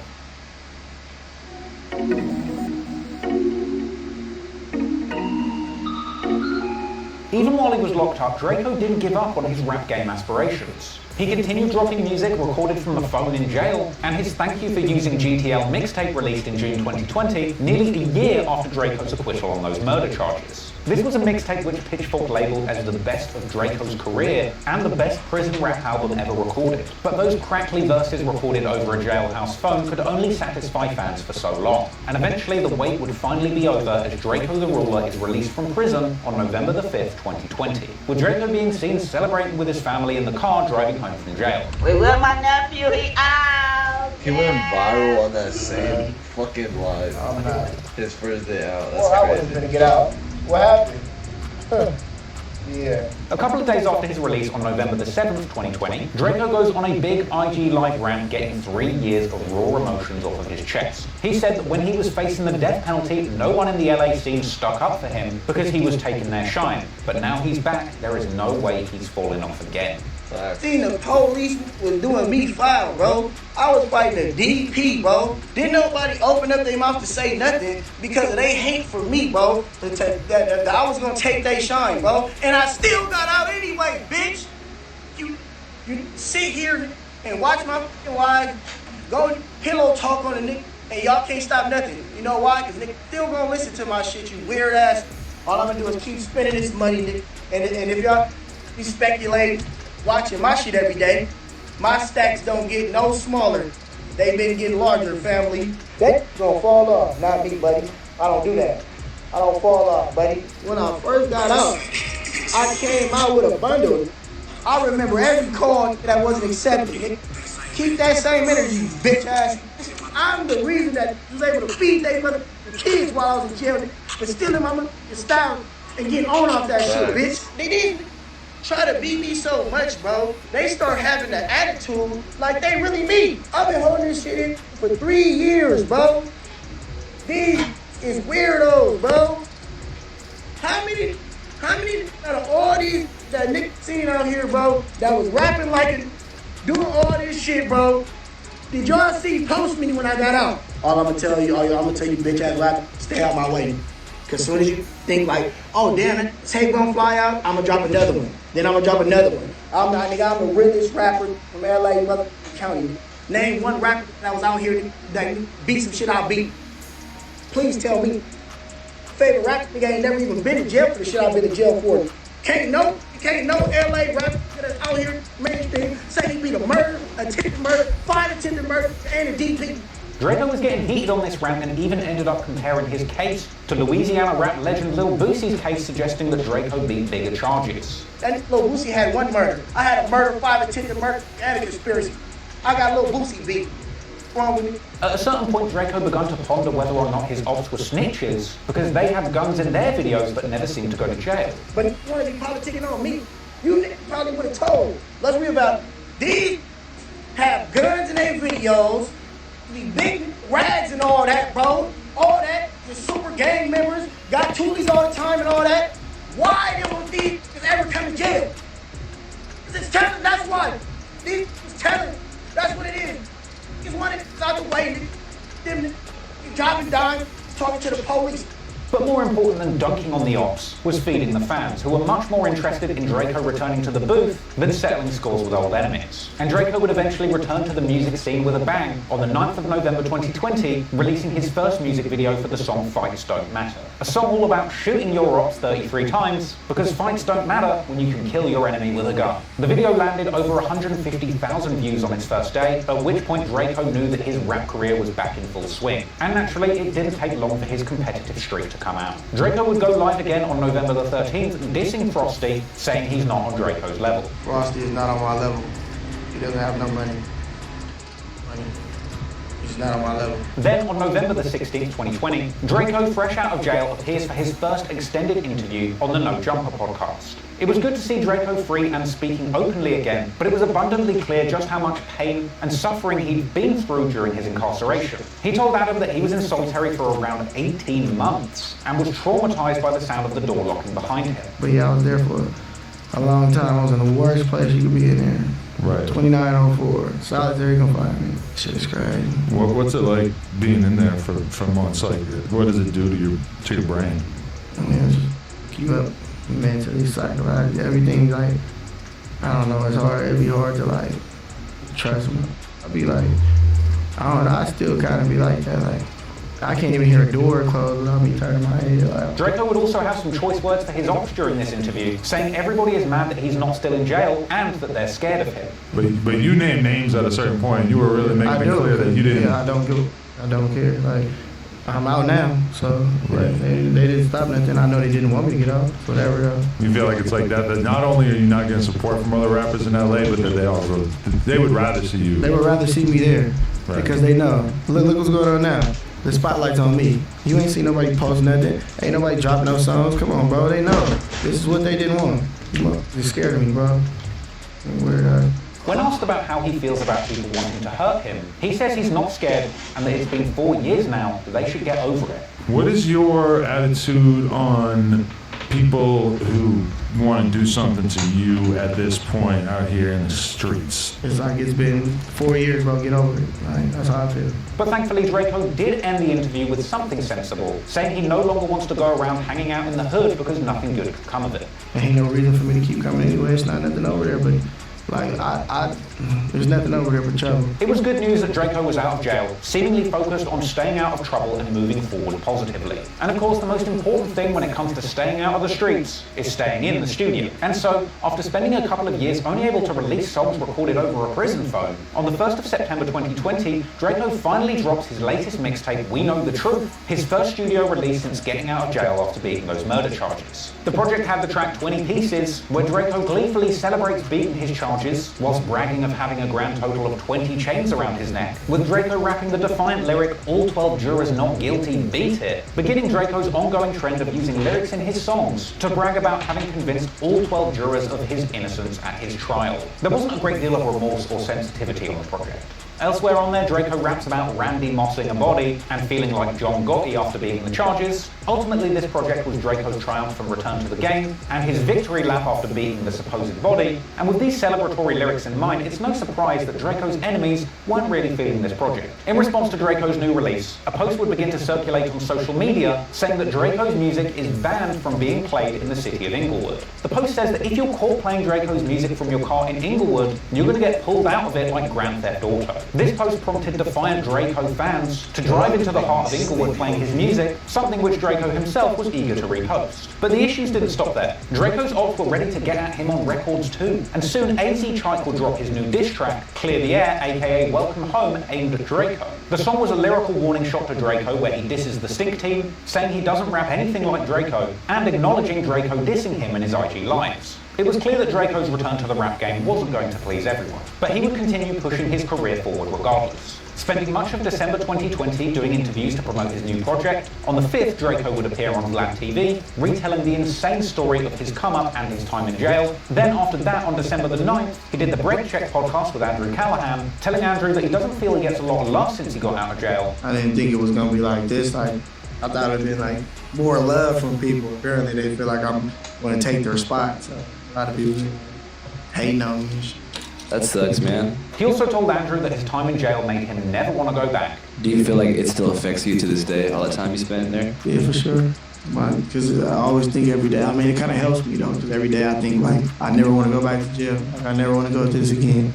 So anytime I like drift off and think about like doing something that potentially make me go to jail, I always think like that's not where I want to go. Like, that's not where I want to be. I can't even. So I've been up for 2 weeks straight. I haven't been able to sleep because every day I've been thinking like, man, damn, I'm really out. Damn, I can't go back to jail. I can't do this. He also said ominously that he believes that people are after him at all times. I can't even play like that anyway because people want to get me. You know, people are out to get me. Police, regular people, so I can't even be slipping like that to where somebody catch me. Like, We got a lot of people. Drakeo would certainly have to look over his shoulder as he continued to navigate the dangerous world of LA's street rap politics. But lucky for Drakeo, while the ops in his city were hating on him, some of the biggest names in the rap game were loving his music. As on the 19th of December, Drakeo would tease a new song featuring the biggest rapper who has ever lived, Drake, along with a caption telling his ops that he's on a whole different level to them. Drakeo revealed that his collaboration with Drake was set to appear on his next full-length project, The Truth Hurts, before going on a furious rant at everybody who switched on him while he was in jail. I'm just saying, man, remember that. I never switch up. Never switch up on me. You know, hey, all this clown ass shit. Remember that. Nobody went to when I was in jail. Nobody went to do none of this. Nobody gonna be trying to hit me up now. And that's cool and all that. But I'm not so remember that, bro. I've been getting money. I've been doing shit, bro. I am, bro. Remember that. Not. So when you get to sitting at home thinking that, oh, maybe y'all could, and maybe y'all on the same level as me, y'all not, period. Clearly Drakeo was lining up some big moves and planning to dunk on everyone who didn't believe in him or who wasn't there for him. And while Drakeo was moving on from the people who let him down in the past, he was also expanding his team and putting new people on. He'd pop up with a verse on the Ruth's Chris freestyle with new Stink Team member Red Bull on December the 23rd, 2020, with Drakeo's verse on this song being extremely provocative towards his rivals. Drakeo would rap on the song telling his ops to quite literally come and find him if they want him. He invites his ops to hop off Twitter and come and shoot him in real life, followed by him bragging that he hangs around with real killers. He says that the Stink Team members go for celebratory meals at Ruth's Chris every time they kill a new op. And Drakeo would end the song with his latest offensive catchphrase towards his ops: he's never coming back and that's that. Drakeo was really wearing his body-beating badge with pride, even though the official version of the story suggested Drakeo had nothing to do with the killing that landed him in jail. No doubt many of these lyrics would have offended Drakeo's ops and had them looking to cause him harm. And it seemed that over the course of 2021, Drakeo would get much more dark, spending the majority of his time focusing on old feuds and provoking enemies, parading his gang affiliations and criminal background in his lyrics and on social media. Most notably was in January 2021, when Drakeo went live on Instagram with Kells, who was still in prison after being sentenced to life for the murder of Red Bull. All while fans piled into the comments saying free Kells. They know what's going on. They know what's going on. They can't take it though. You can't take it. It's hurting their head. Yeah, alright. Try it if you want to. I ain't got nothing to lose. No game. Nothing they can say. It's nothing they can say, bro. Alright. Yeah, they should have been in that courtroom, man. We was right there facing the electric chair. So high. We was facing the electric chair on the dead armies. Your whole family doing backflip. Tell your mama do a backflip. The same month he went live with Red Bull's Killer, Drakeo would also drop the music video for Mr. Mosley Claps Back, a song once again featuring that controversial lyric, he's never coming back and that's that, as well as a menacing outro where Drakeo repeats that line and tells whoever's listening, face it bruh, like you can sit there moping around sitting on the couch.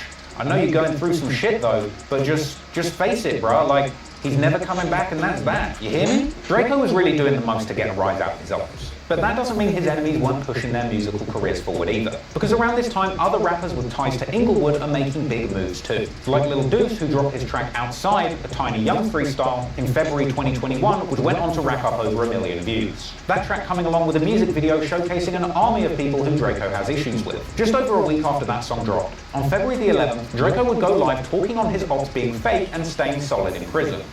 Come out here, I'm good alone, and then we try to pour that car like you can do whatever you want to. No, I forgot. Yeah, like they didn't fight 10 topics about it. Like I'm not fighting DP. You niggas is right. And you might be a little bit strict, but y'all not like that. We really like that. Ops is ops. My ops is other ops. No, why ain't nobody touch me in prison? Why ain't nobody touch me? Yeah, niggas know better. Cause I'm what they looking for me. No, can't be looking for me because I hang out every day. Every day. Every day. You be like, damn, bro, why you be hanging out that all day, bro? You need to go to the house. Cause nobody ain't gonna do nothing. Then, on February 24th, 2021, Drakeo would drop his new project, the much-anticipated The Truth Hurts mixtape, featuring a cover where Drakeo stood in front of his beloved Rolls-Royce Dawn convertible, holding one of the umbrellas that the car famously comes with. The project also featured the track Talk to Me featuring Drake, which despite not getting a music video, went on to become Drakeo's most played song on Spotify, racking up a whopping 41 million spins to date. The project also included the song Pow Right in the Kisser, which did get a music video and saw Drakeo and the whole Stink team goading their ops with incredibly disrespectful lyrics. Drakeo says "pow" right in the kisser every few seconds of the track, whilst him and other Stink team members rap offensive disses to their ops, trying to cause as much offence as possible before Drakeo jumps in with the ad-lib, "pow" right in the kisser. On the song, Drakeo also brought back his disrespectful catchphrase, "he's never coming back and that's that," as well as a long outro where Drakeo once again tells his ops to get over it, saying all this stuff happened 3 years ago and they need to let go of this grudge. Drakeo was really going hard to pile disrespect onto his ops during this period. But at this point in his career, I mean, he's collaborating with Drake, the most successful mainstream rap artist to ever live. He really didn't need to be mocking his ops at every opportunity and putting a target on his back. Perhaps Drakeo was too strict to transition into the music industry fully. Or perhaps all those years in solitary confinement just changed him. Because he seemed to come out of jail with a lifelong grudge against his ops that he simply couldn't move on from. But whatever it was, Drakeo just seemed incapable of letting the past be the past and leaving his beefs in the streets. And over the course of 2021, Drakeo would spiral deeper and deeper into his feuds with gang-affiliated LA rappers, with this feud being made much worse by the tragic and unrelated passing of one of Drakeo's closest friends, which naturally the ops would be mocking at every opportunity.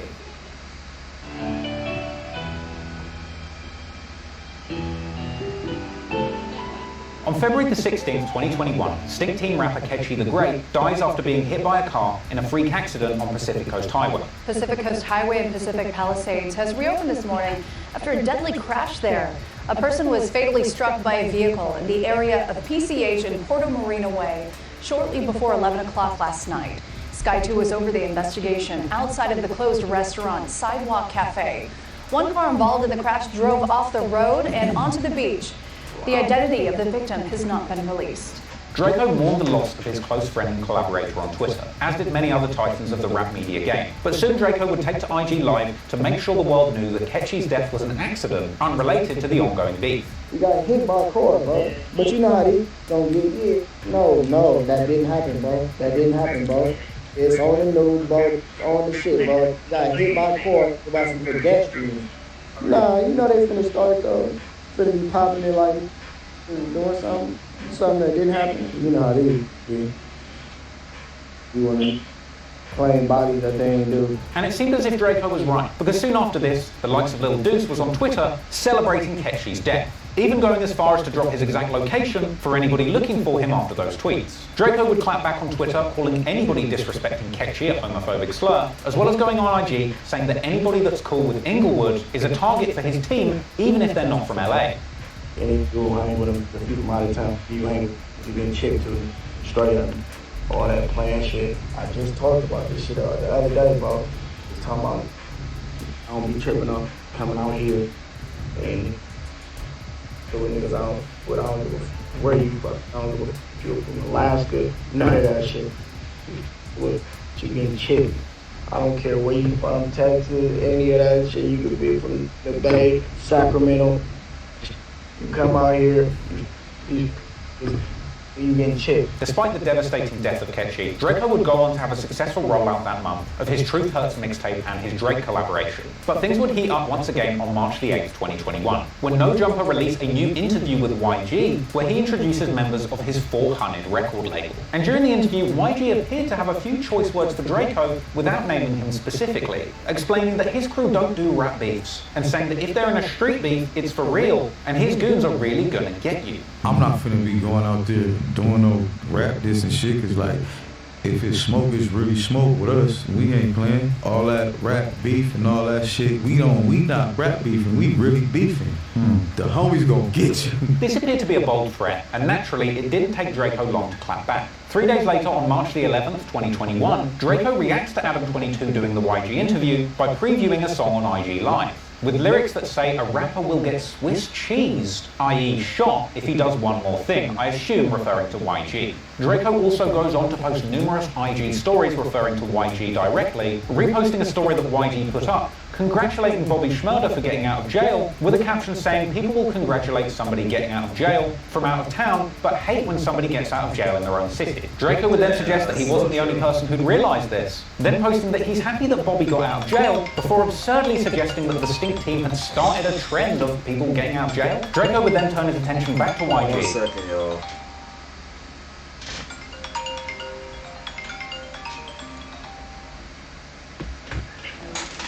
Hello? Why are you going to sleep already? What time you going to work? 10, that is it. Like you have to be there at 5. You have to be there at 5. Okay. What are you doing? Why are you just sitting?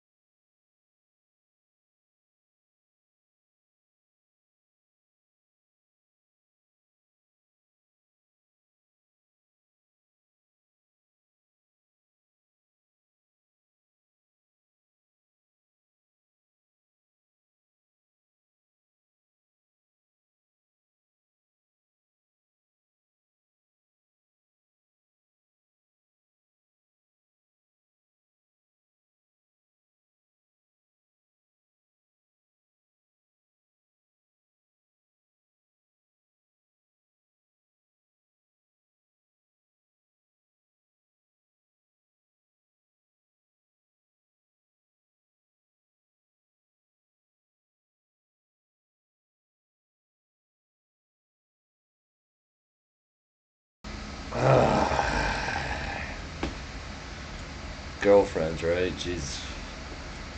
Saying that he's not going to let someone acting tough stop him from progressing his career, suggesting that YG didn't help the up-and-comers in LA with their careers, so now Drakeo's got to do it. Draco then tells YG publicly to unfollow him on Instagram, sort of a humble brag to let the world know that YG is still following him. A week after that, Draco goes live on Instagram, dissing YG again, as well as Snoop Dogg and Boosie for not being independent and not beating charges as bad as the ones he beat. I see what I see. Just keep tagging all that. First of all, just keep saying all this. Oh, what about Kenny? What about YG? Not independent. What about Snoop Dogg? He beat a murder, not the death penalty. What about this? What about Lil Boosie? He beat one murder. I beat one murder. Attention, nigga, conspiracy. Yeah. They ain't getting no money from their music. Stop comparing me. That's broke and scary. I want to break it down when I see him. Because know what time it is. Shit open up in April. So all that tough ass shit. See me. You know what it is. Like they don't see the Don riding around LA. Wrong with you?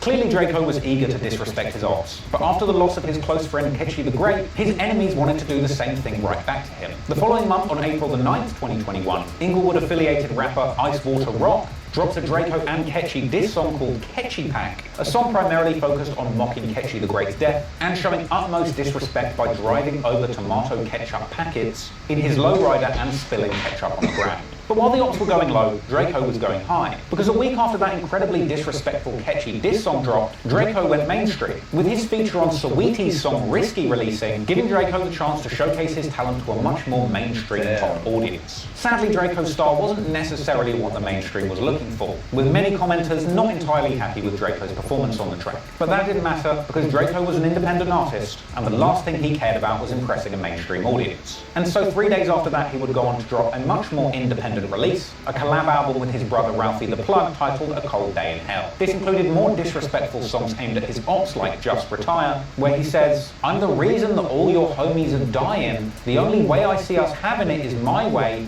He's never coming back and that's that, just retire." Then on May the 6th, the Long Live the Greatest music video drops, where we see Draco paying his respects to Ketchy, with the music video showing Ketchy's funeral in great detail, along with documentary footage of the Stink team attending the ceremony. From here, Draco would continue to be active in the rap scene, making big moves. Being seen on May the 13th, 2021, hanging out with Drake after the successful release of their collab. Yeah. Big dog, man. Yeah, you know what? Two Drakes, man. Yeah, boy. They can't stop it, man. They can't stop two Drakes, man. Big Drakes. Yeah. Then on May the 22nd, Draco would be seen on social media playing a Frosty song and celebrating him being out of jail, I assume, doing what YG was supposed to do. Yeah, man, welcome home, man. I need some help. Ultimately, Draco's fake positivity towards his ops would have its limits. And soon, some of Draco's enemies would end up doing something so offensive, they would offend the whole of Los Angeles. At the end of May 2021, another Inglewood blood, who was known to socialize with Frosty by the name of Baby Capone, would deface the mural of Nipsey Hussle outside of his Marathon clothing store where he lost his life, tagging IFGB and his own name over Nipsey's face, much to the disappointment of locals with the utmost love and respect for Nipsey. Capone, go. Capone. Yeah. Wall banging Capone, okay. Yeah. After the incident, Capone would go live with another blood from his hood by the name of Indian Red Boy, laughing about the incident, dissing other hoods, and claiming to be 6OK or rolling 60s killers. You know what's going on, dead on me. You know what's going on, bitch, dead on me. You know what's going on, bitch. Stop playing with us, bitch. Not long after this went down, Draco himself would come out to diss Baby Capone and the whole of Inglewood, telling the world that these are the people that he's beefing with. These are the people that don't like me, bro. These are the people that don't like me. These are the type of people that they are. Oh, you just over-exaggerating. All right, now you see. The same, I've been telling you. I've been telling you. Rest in peace, Draco. Bro, now you want to I'm waiting for it now. Want to wait till cross Nipsey face out and do all this on the wall? Heard that these hoes, I've been saying it's good enough. Yeah, bet all y'all dumbass. You look stupid as a mother. Now, but it's interesting because now it doesn't make me think YG's kind of involved. Then on June the 1st, Draco goes live telling his followers that his ops don't last long and that they should check the score. They don't make it too long, though. They either end up dying or like catching something or like dying.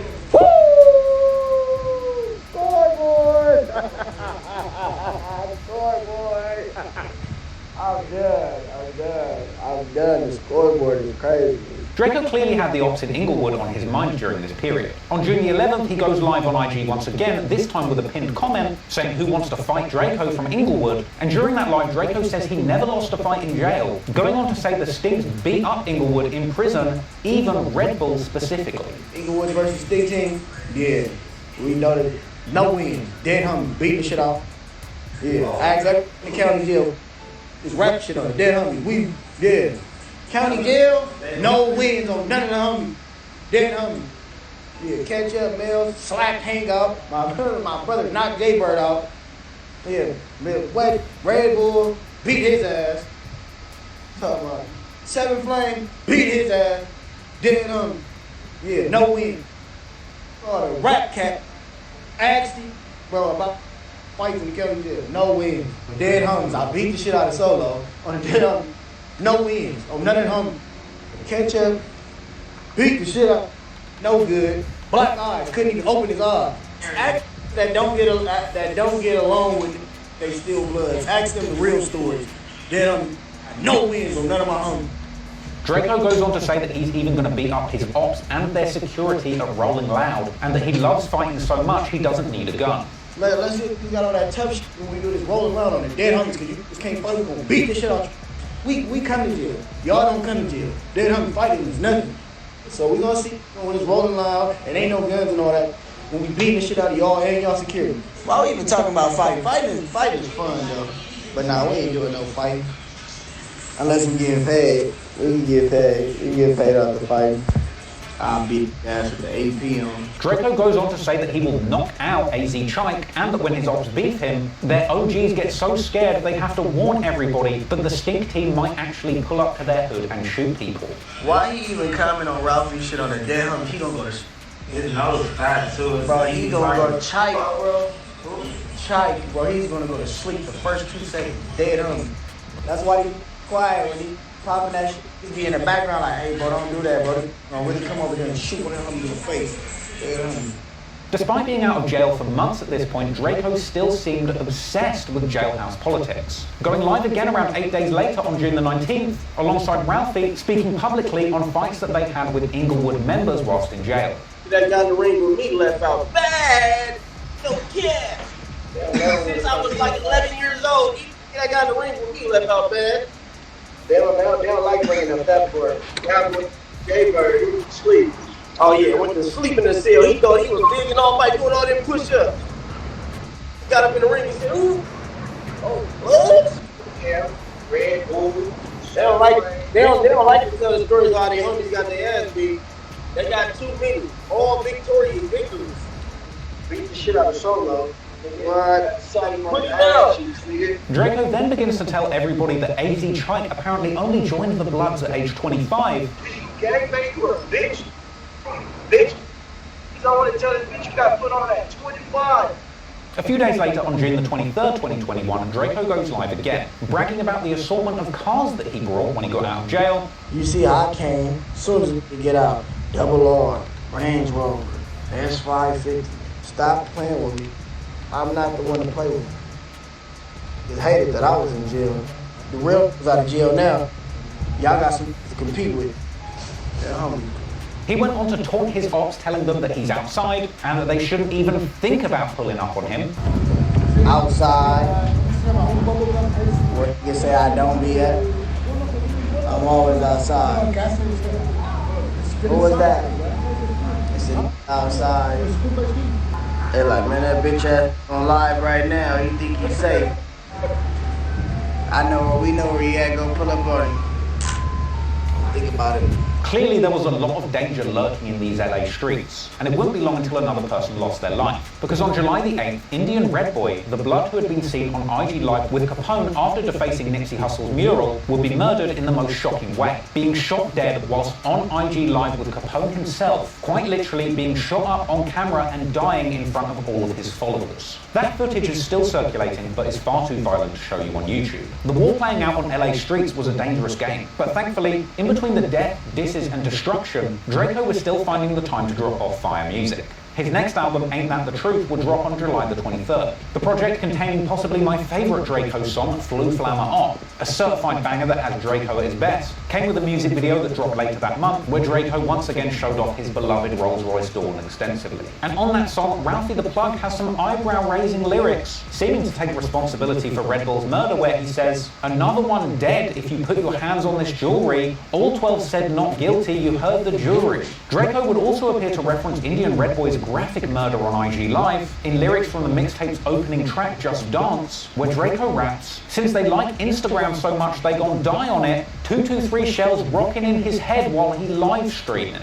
So while Drakeo was dropping some of the best music of his career, it was coming out to a backdrop of escalating LA violence. On August the 10th, 2021, Inglewood members were targeted in a shooting where a car carrying Frosty and one of his friends was shot up and hit multiple times, crashing, with Frosty being hit and surviving, but his friend ultimately losing his life.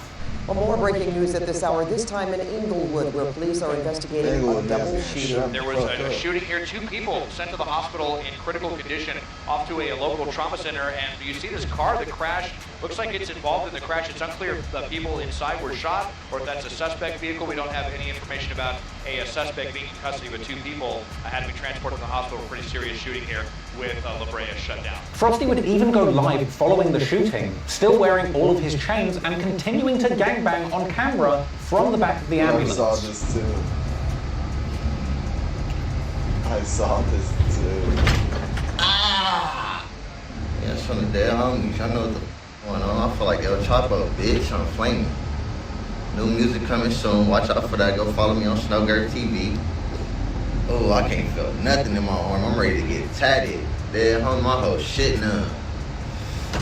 Oh, they had to make me a hand thing so I can throw up the B. I told them if I can't throw up the B on F Street, it's bad. No wheelchair for me on the hood. You know, I'm gonna purchase me some new legs immediately. Stop playing. 5,000 a leg on F Street. I can't hold the phone in my right hand. I can still sock it on F Street. They gotta transport me by myself with extra security.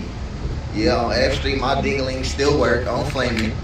You think I don't got G-Wagons and shit following me? I don't think y'all can see it yet. I think we don't got the G-Wagons in the back and all the shit, Rolls Royces and all that. When you a rich, they treat you good, you feel me? They kept my chains for me. With Frosty even telling an audience of IG followers that him and his homie Darby had 2 guns on them when they were attacked, but they didn't get to them in time. All in the comments, I need to see FIP Darby. Bro, that's some of the dead homies we had to strap on. Real ambulance. Life had happened like that. We had 2 guns. Yeah, and we still, it happened. Just caught us lacking. Sad. While one Inglewood rapper was recovering from a tragedy, another was angling to escalate the beef with Drakeo. On August the 19th, 2021, Munchie B, the blind OG from Inglewood, who appeared in the Hood vlog alongside Red Bull, would release a Drakeo diss song called The Truth Is The Truth, with the song's title being a play on the titles of Drakeo's mixtape series, which are all named after the truth in some way. On the song, Munchie B dissed Drakeo's brother Ralphie, saying that he stole his rap style from Frosty. He referenced Stink Team member Solo snitching during the Red Bull trial. He mocked Ketchy the Great for being hit by a car. He even disses Drakeo's young son, saying he's going to beat him up when he turns 18. A savage diss, but from here there will be much more musical activity coming from Inglewood. As also in August, word would spread of an upcoming collaboration track between Inglewood affiliates AZ Chike and Rucci and Louisiana rap legend Lil Boosie. This would lead Drakeo to publicly diss Lil Boosie for making songs with his op AZ Chike, with Drakeo saying Boosie has been picking the wrong people to work with and that he's now lost all respect for him. Though in all fairness, Drakeo seemed to have been sneak dissing Boosie ever since he got out of jail, with one of the first songs that he dropped after getting out being a track called Lil Boosie, where Drakeo says that his charges topped Lil Boosie's murder charges. AZ Chike would respond saying that Drakeo was trying to blackball him from the rap game and suggesting that Boosie just doesn't care about his opinion. And Chike would later post a story mocking Drakeo, suggesting that Boosie would never care about his opinion. What y'all think that motive was? Like, what was the end result of telling Boosie you lost all respect for him? Was Boosie supposed to take his verse back? Was he supposed to be like, God darn it, Drakeo, you're right. He's quote unquote losing respect for somebody he's never met a day in his life. They never exchanged words. They didn't even have a prior relationship to what he said. We actually got a lot of mutuals. A whole lot of mutuals, bro. It's who just took a pic with him that I with. You don't see me saying I lost respect for them or none of that shit. And Boosie himself would even later commentate on the situation in a DJ Black interview, ultimately saying Drakeo's beefs have nothing to do with him and don't influence who he's going to collab with. But Drakeo's anger about his ops getting a Boosie feature was minor in comparison to the explosion of beef he was about to release onto the LA rap scene. As on August the 20th, 2021, Drakeo previews a new song called Ingleweird on his IG Live. One song dissing the entire city of Inglewood. And people were all in the comments telling Drakeo to shoot the music video in Inglewood if he's really that tough, causing Drakeo to warn his ops not to be doing all that. Shoot the video in Inglewood, tough guy. Y'all know what's up. Don't do all that on my shit. Drakeo would go on to say once again that when people from Inglewood diss him, their OGs tell them to chill out because they know he'll go there and do something crazy. Why you think when that bitch had dissed me was on it? You know why they was on him? Yeah, they was on him because they like, yeah, he gonna come through here. Yeah, stop running your mouth because you don't gotta deal with that when it's coming through here and get to acting crazy. Drakeo would of course go on to diss Rucci and AZ Chike extensively, mainly focused on questioning their street credentials and financial stability. What street shit is Chike doing? Nah, wait. What street shit is Rucci doing? Ah, wait. Cause wearing rags in video don't make you street. How many bodies it be? I'll wait. How many times you been in jail? I'll wait. How you went to jail for a traffic ticket? Suspended license, burglary, robbery, commercial burglary. Oh, okay. Nothing? Never been to the county? Okay, yeah. 2,500. 5,000, 50. Yeah, 50. All right. What type of car do you drive? Okay. Half cars. Okay. Pull up and slap one.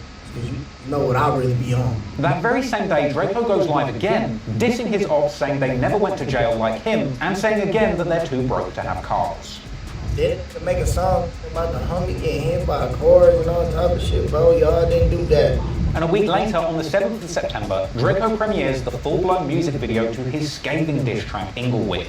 And it's got bar after bar mocking the entire city of Inglewood, saying that he's going to turn the whole of California against Inglewood, and that he plans on tying up and hanging his ops. He says he'll turn the suburbs of Inglewood to a gin factory, which honestly, I'm still not entirely sure what that means. Let me know in the comments if you know. It sounds bad. He calls Inglewood natives weenies. He says a lot of people in Inglewood are snitches. He disses Rucci and calls him poor. He disses AZ Chike in numerous lyrics, including one where he questions why he would join a gang at 25, and saying that he'll hang him up like a coat, as well as mocking AZ Chike and Rucci for still being cold in the music industry despite getting their feature from Lil Boosie, with this being a reference to the fact that their collab track Hood Rat still hasn't passed 400,000 views on YouTube. Drakeo also says on the song that he dropped 50 on a blind person, which seems to suggest that he was putting up money for a hit on Inglewood member Munchie B, who was previously shot in the head and left blind. Drakeo goes on to rap that his ops are as sweet as buttercups, and that he'll turn their ass to Reese's Pieces, with this being an apparent reference to a rumoured prison incident, which may or may not have happened involving Munchie B, some peanut butter,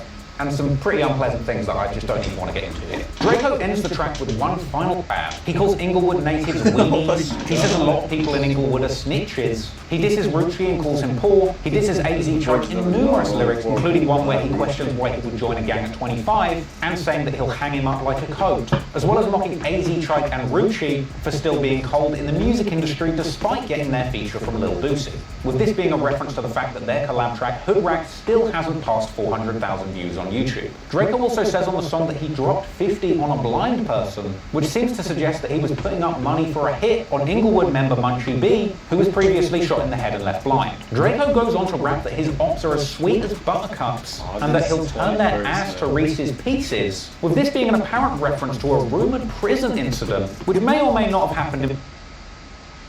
A lot of people talk about an incident over a decade ago with Munchie B from IF, Inglewood Family Gang, Bloods, whatever.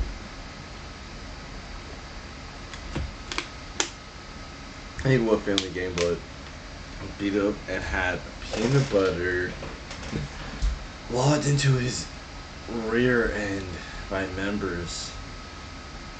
It was a rule in the 60s and 90s. Someone I know who was in the county at the time explained allegedly, this is on Reddit, I just realized. Allegedly, the COs purposely put him in the crib dorm. Munchie would suck up after a few head-ups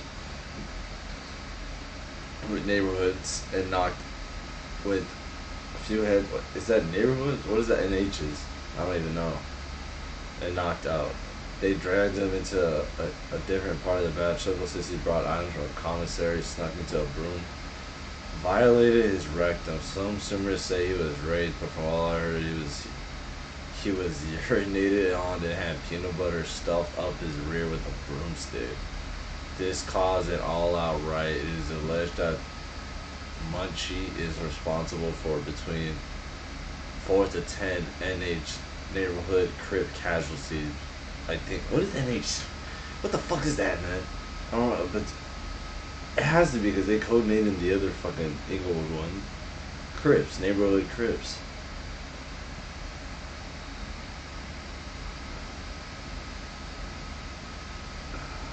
Neighborhood crip casualties between the 60s and 100s, and at that time it was the most feared act, and at the time was the Inglewood most feared and active frontliner. Munchie is now considered OG status and works for a program of steering Black and Latino youth in Crenshaw. Oh man, bro, that's crazy. Involving Munchie B, some peanut butter, and some pretty unpleasant things that I just don't even want to get into here. Drakeo ends the track with one final dose of disrespect, saying "Free Kells," a reference to that Sting team member who was convicted of murdering Red Bull. Now, I personally think that after all of the drama with Drakeo fighting the cops and prosecutors, even after beating his case, it's pretty likely that the cops were watching his every move. And I've got no doubt that after the song Inglewood released, the police would have been aware that Drakeo had just made a public declaration of war on everyone in Inglewood and were probably keeping a close eye on him. And with that in mind, it's not massively surprising that only a day after Drakeo released Inglewood, he was arrested whilst riding in the back of an Uber. Drakeo would actually go live on Instagram whilst being pulled over by the police, with his son in the back of an Uber having a full-scale meltdown as to how the cops knew to target him in the back of a taxi. You're getting detained for 148, delaying my investigation. What is your investigation? I already told you I take with you. I don't have an ID. And I need to identify you. He gave me his ID. You're not giving me your ID. Mind you, you're not even supposed to be talking. Exactly, got my seatbelt on my son. I know, but I'm asking you, I'm back in her car. But now, I want you to put the phone down. Put your hands up here. I'm on live. What are you talking about? I'm on live. Okay, I don't care what I'm doing. I'm on live too. Alright. LAPD got me on live too. I'll take my seatbelt. You put the phone down. If you want to point the phone at me, that's fine. Alright. I'm cool with that. Alright. I don't know what's going on right now, bro.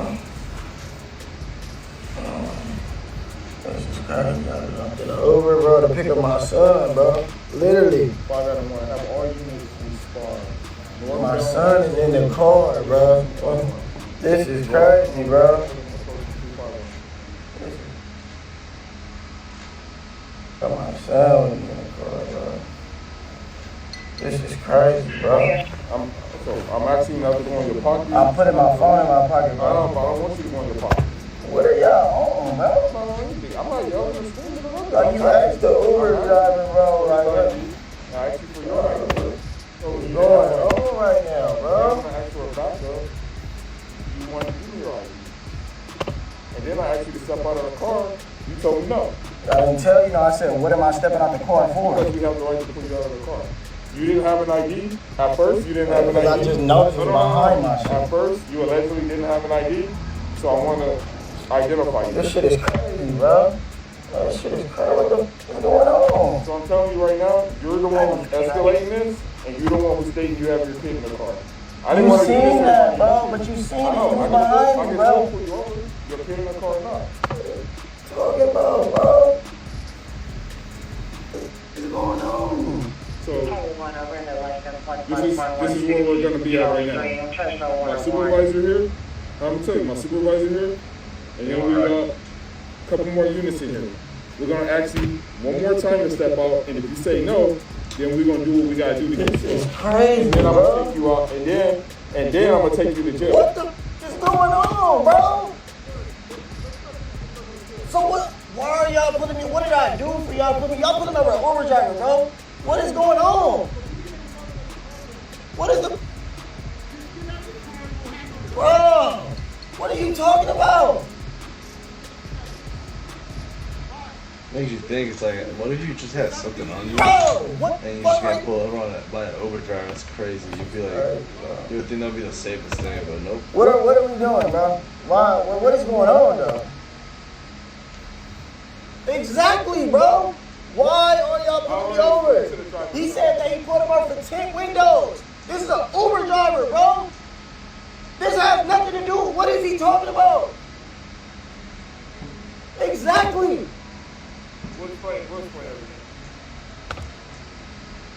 This shit is crazy, bro. This shit is crazy, bro. The comments are crazy. I don't know if you guys are reading them.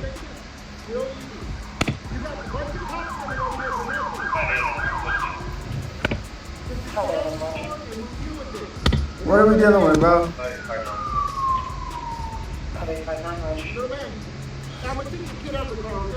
is going on, bro? Look. Grab him first. We're gonna get the Uber driver out first. Hey, go ahead, grab the kid. What the is going on right now, bro? What is going on? He's in the seatbelt, sir. What the is going on right now? Hey, I don't know your name. What's your name? Huh? What's your name, sir? My name, bro. What's your name? Daryl. No, I don't, bro. But I don't understand why y'all doing this. Man, I'm on live, bro. I'm on live, bro. I don't have nothing on me, bro. I'm on live, bro. What are y'all doing, bro? Bro, what are you talking about, bro? Don't fight us, man. What are y'all doing, bro? What are y'all doing? I'm on live, bro. Hold up, bro. Hold up. What are y'all doing, bro? What are y'all, bro? What are y'all doing, bro? What are y'all doing, bro? Dude. Drakeo would later be seen being led away from the scene in handcuffs, being taken into custody with many speculating he'd been caught with another gun. Following this situation, Drakeo was taken to the station, he bailed out, and then went live on Instagram, suggesting that the ops are the ones snitching on him. How many times have you ever seen that before? Pulling over Ubers. Pulling over Ubers. I'm here with my son, and all they're gonna do is tell him, I know. Right? After this, Drakeo would go live once again, suggesting that somebody from Inglewood had something to do with his arrest, and saying that the ops are hoping that he gets beaten up in jail. Then he like, oh yeah, well, then he talking about me getting a book yesterday. He talking about, yeah, well, maybe because he made that diss song against the whole Inglewood, like this is a threat to me, bro. Like, what are you talking about, bro? He talking like the police. He talking about, if I wasn't work, you got smacked. You think I'm worried about a diss song? Come on, bro. Well, man, he said it's not always going to be the same as last time. And I know what people were saying. Oh yeah, man. Well, he was catching fades last time. Yeah, every time he was saying. So if I was catching fades last time, so maybe it might be nice this time, bro. Maybe how you bitch at? What you talking about? 2 or 3 niggas. Yeah. Maybe since that died, bro, didn't want to fight me then. Maybe two or three might be bold enough to fight me then. We hear that? Snitch at. Getting Ubers pulled over. Damn. Sadly, it was this moment when fans began to get concerned about Drakeo. A post on the subreddit Cali Banging, Reddit's premier community discussing California gang politics, saw a fan pondering Drakeo's toxic personality, suggesting this might be the reason that he's not going to make it out alive. pointing out that more people like Drakeo than he even thinks in LA, but implying that he is sabotaging his own career by leaning into gang beefs when he should be focusing on his career after getting the industry boost that comes with working with a mainstream artist like Drake. Some suggested in the comments that perhaps it was Drakeo's lean addiction or PTSD from solitary confinement that had been clouding his judgment recently, with some going as far as to say that if Drakeo continues down this path, he's unlikely to see 2022. With hindsight, it's clear to see just how right these fans were. Drakeo essentially signed his own death certificate when he released Ingleweird, but perhaps he just couldn't see it through the muddy puddles of lean clouding his judgment. Naturally, a response to the song would be coming from Inglewood. Thankfully, this begun with back and forths in music rather than violence, with AZ Chike taking to Instagram Live on August the 25th, revealing his new Drakeo diss song Lil Stink Stink, with Drakeo raiding the chat on the IG Live personally to mock and threaten AZ Chike. Drakeo said people get smacked for speaking on the Stink team. He said Chike's own homies are warning him not to drop the song. He called the track garbage. He suggested that he had sent a request to join the live, which Chike had ignored and just let sit there, and leaving one final ominous comment saying everybody from Inglewood gets killed anyway. It's no wonder that the track got under Drakeo's skin, when the song itself included sampled audio of Drakeo being arrested in that Uber only days before. In response to the track, Stink Team member Money Monk apparently pulled up to AZ Chike's house looking for a fight. Chike, where you at, bitch? I'm at your house. And it's your house, Chike? Where you at? Where you at? Okay, check, Chike, or get in this month. Come outside and play, bitch. I'm gonna see your parking lot in like 20 minutes, mark that. In the days that followed, Drakeo would continue mocking his ops online. On August the 27th, he posted up on IG, wearing sunglasses and pretending to be blind, saying that he's doing the Munchie Bee challenge. Drakeo's latest disses had Redditors convinced that he would be dead soon, unless somebody stepped in and talked some sense to him. But since Ingleweird, the line had been crossed, and there really did appear to be no turning back for the Stink team now. On September the 8th, 2021, Money Monk would go on to drop the song Peanut Butter Booty Pack, a scathing Munchie Bee diss, once again referring to that peanut butter incident. And a week after that, on September the 16th, 2021, Drakeo pulled up for an interview on No Jumper once again, this time speaking incredibly recklessly. He opens up by saying that he is a completely different person to who he was in the last interview, suggesting that in the last interview with No Jumper, he was fresh out of solitary confinement and still suffering mental health challenges, saying that now after some recovery time, he's a cocky millionaire ready to hurt his ops' feelings. See, I'm myself now, so it might be a little... So this interview is different. You were saying the last time you were here, I was fresh out of jail, bro. Different version of yourself? Like, yeah, bro. Inside there, like I was 30, but bro, like it's different now. I'm a millionaire now. It's kind of different. I think that's what they mad about. Because everybody was laughing when I was in jail. Same way they was laughing when I was getting booked by the police.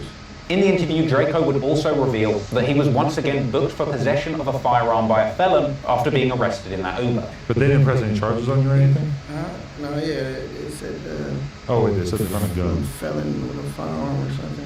Drakeo would then go on to reference the Munchie Bee peanut butter incident once again, all while very diplomatic co-host AD tried to avoid saying anything that would escalate things, giving Adam 22 a strong eye to try and get him to move on to another topic, all while Drakeo was warning that the ops are going to be after Adam next. Did you see the part where... about the peanut butter? No, peanut butter. My bad. Who's got peanut butter? That's all I want to see. They might come for you after that. Street shit. Okay. Do that. Stay away from me. I don't want to say nothing about peanut butter. Guys. What would you do if somebody put peanut butter in your ass? Oh my God. Well, it would really depend on the person. Yeah, all right, we're just going to end this. Okay. We're not going to touch on this, Adam, because... If my girl wanted to do that, I mean, it is what it is. Stay away from me, Adam. Okay, leave it alone, bro. See, that's what I told you about. Y'all gonna be ready for me today. Hey, that's good. You feel me? Gina's telling me not to engage with this. I don't know what it is. She's just like, stay out of this, Adam. Hey. I look, Adam. It's a complicated You know place. me, bro. I don't care. Like. But Drakeo wasn't done clowning Munchie Bee or dragging Adam 22 unwillingly into LA gang politics, as Drakeo proceeds to ask Adam what he would do if a blind person said they were after him. Hey, if somebody that can't see said that they was gonna like slide on you, how would that happen? Like, you blind. I'm just wondering this, like, how are you gonna like do anything if you blind? You can't see. You can't even drive. Okay, no mind. Nobody important. Oh. My bad. I know the truth. From here, a confused Adam says that he often doesn't know exactly what people are talking about when they make inside references on his podcast, with Adam inferring that he didn't know what YG was talking about when he came on No Jumper and said that his crew are really going to get his ops, with Drakeo clapping back and saying YG isn't really tough. Sometimes I feel like people are talking in innuendo on my podcast and I'm kind of like not in the loop. Remember the YG interview? Yeah, I don't know anything about that. I didn't really like get No, there I were seen coded that, though, messages in there that you would feel a way about. Nah, it wasn't no coded messages because people are not like that, so it doesn't matter. That's kind of like what you said.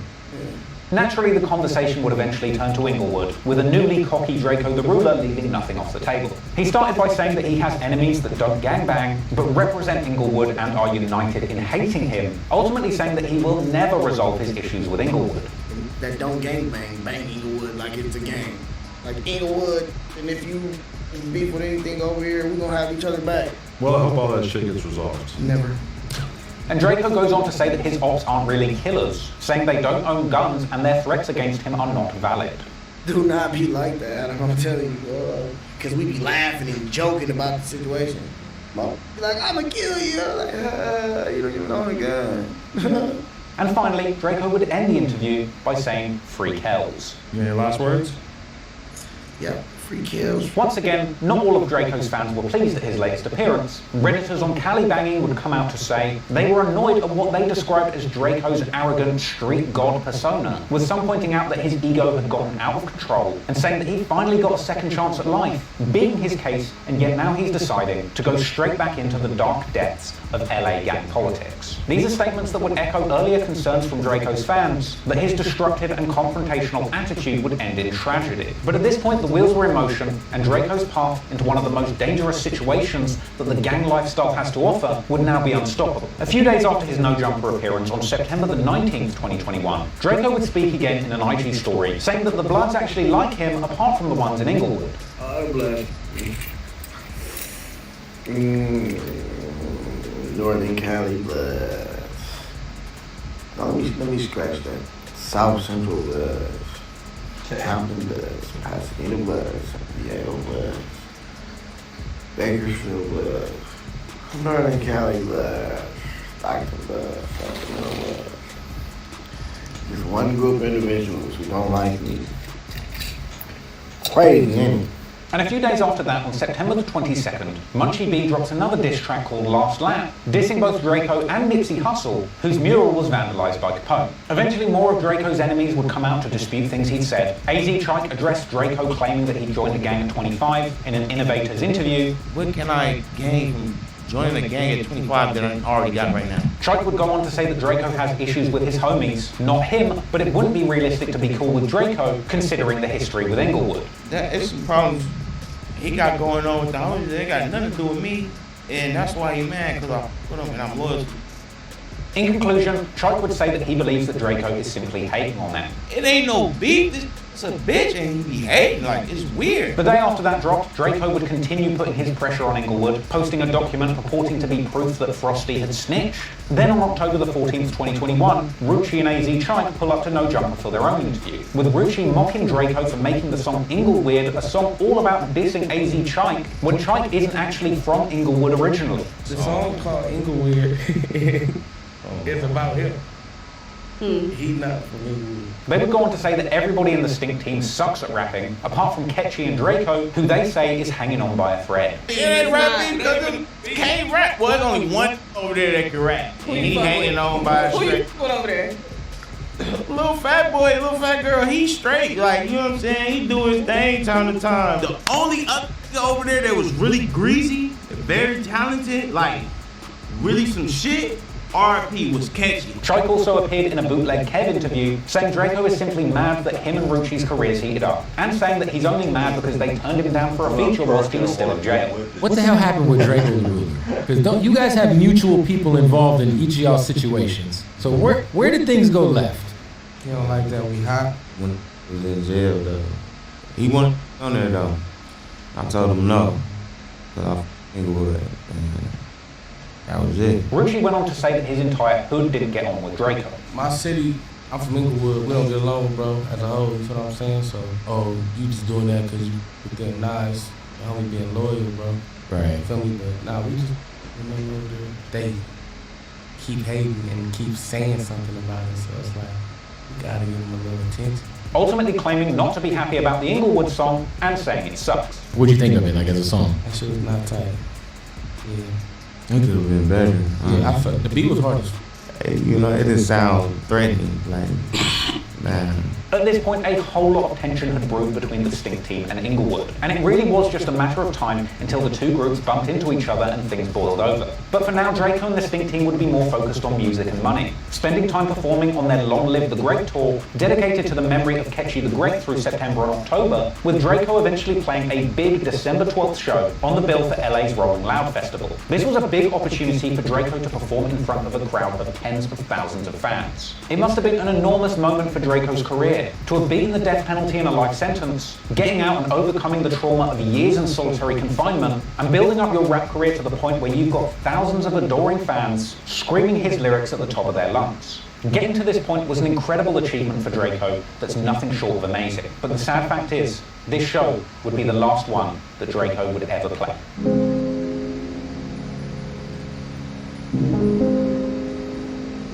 On December the 18th, 2021, Drakeo was set to perform his next show at the Once Upon a Time in LA Music Festival. He arrived to the venue in his iconic Rolls-Royce Dawn and an incredibly small entourage who were meticulously searched and stripped of any weapons upon arrival at the venue. Drakeo had apparently been given a maximum of 15 wristbands for his entourage, which in the end only stood 6 people strong, plus just one lone security guard. It was around 8:30 p.m. when things went left. Drakeo, Ralphie, and others engaged in a scuffle, as apparently somebody in the distance shouted, "Fuck the Stink team, fuck Drakeo," with the Stink team immediately set to square up and squabble with their opposition. Drakeo, Ralphie, and others begin to engage in a scuffle, but what begins as a fair fight soon swells into a mob brawl, as dozens more people appear to face off with the Stink team in a fight. According to witnesses, the attackers are apparently blood members. The mob of attackers, mostly wearing red, descend on the Stink team, apparently hollering the famous blood chant, "Sue Woo." This gang of bloods was later described as being around 40 to 60 people strong, having the Stink team only 6 men strong, massively outnumbered. With individuals at the scene notably being seen wearing 400 merch,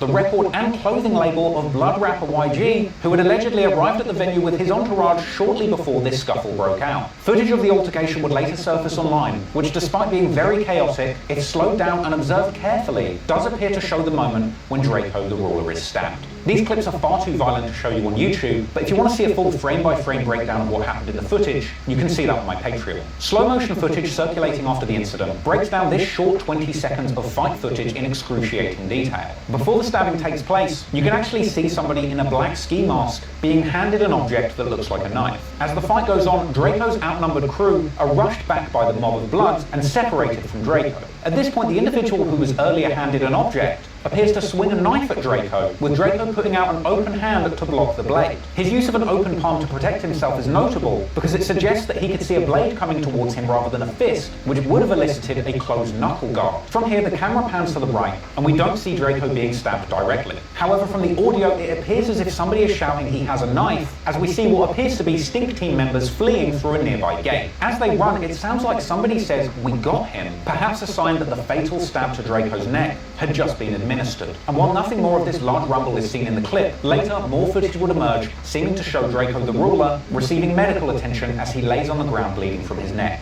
Drakeo would be transported from the venue to the hospital in critical condition, sadly being pronounced dead as the result of his stab wounds around midnight, roughly 4 hours after the altercation. Chaos at a packed concert featuring rap legends like Snoop Dogg and Ice Cube. A person was stabbed and police have shut down the show. Well, a man is reported dead after being stabbed at a concert in Exposition Park last night. TMZ is reporting the victim was rapper Drakeo the Ruler. It happened around 8:30 last night during the Once Upon a Time in LA Music Festival being held at the Bank of California Stadium.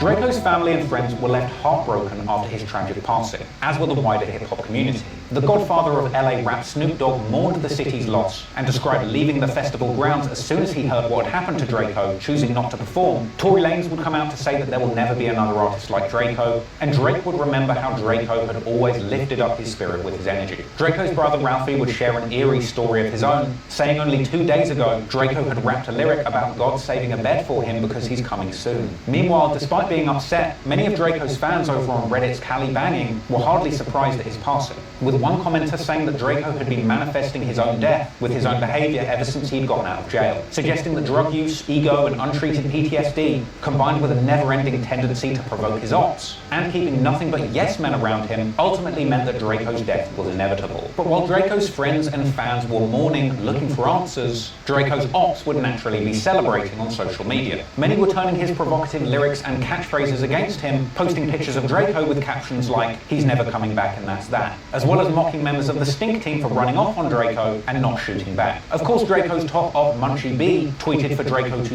rest in peace, later posing on Instagram with a knife, mocking Drakeo for being stabbed in the neck. Stab him in the neck, you wanna take it there?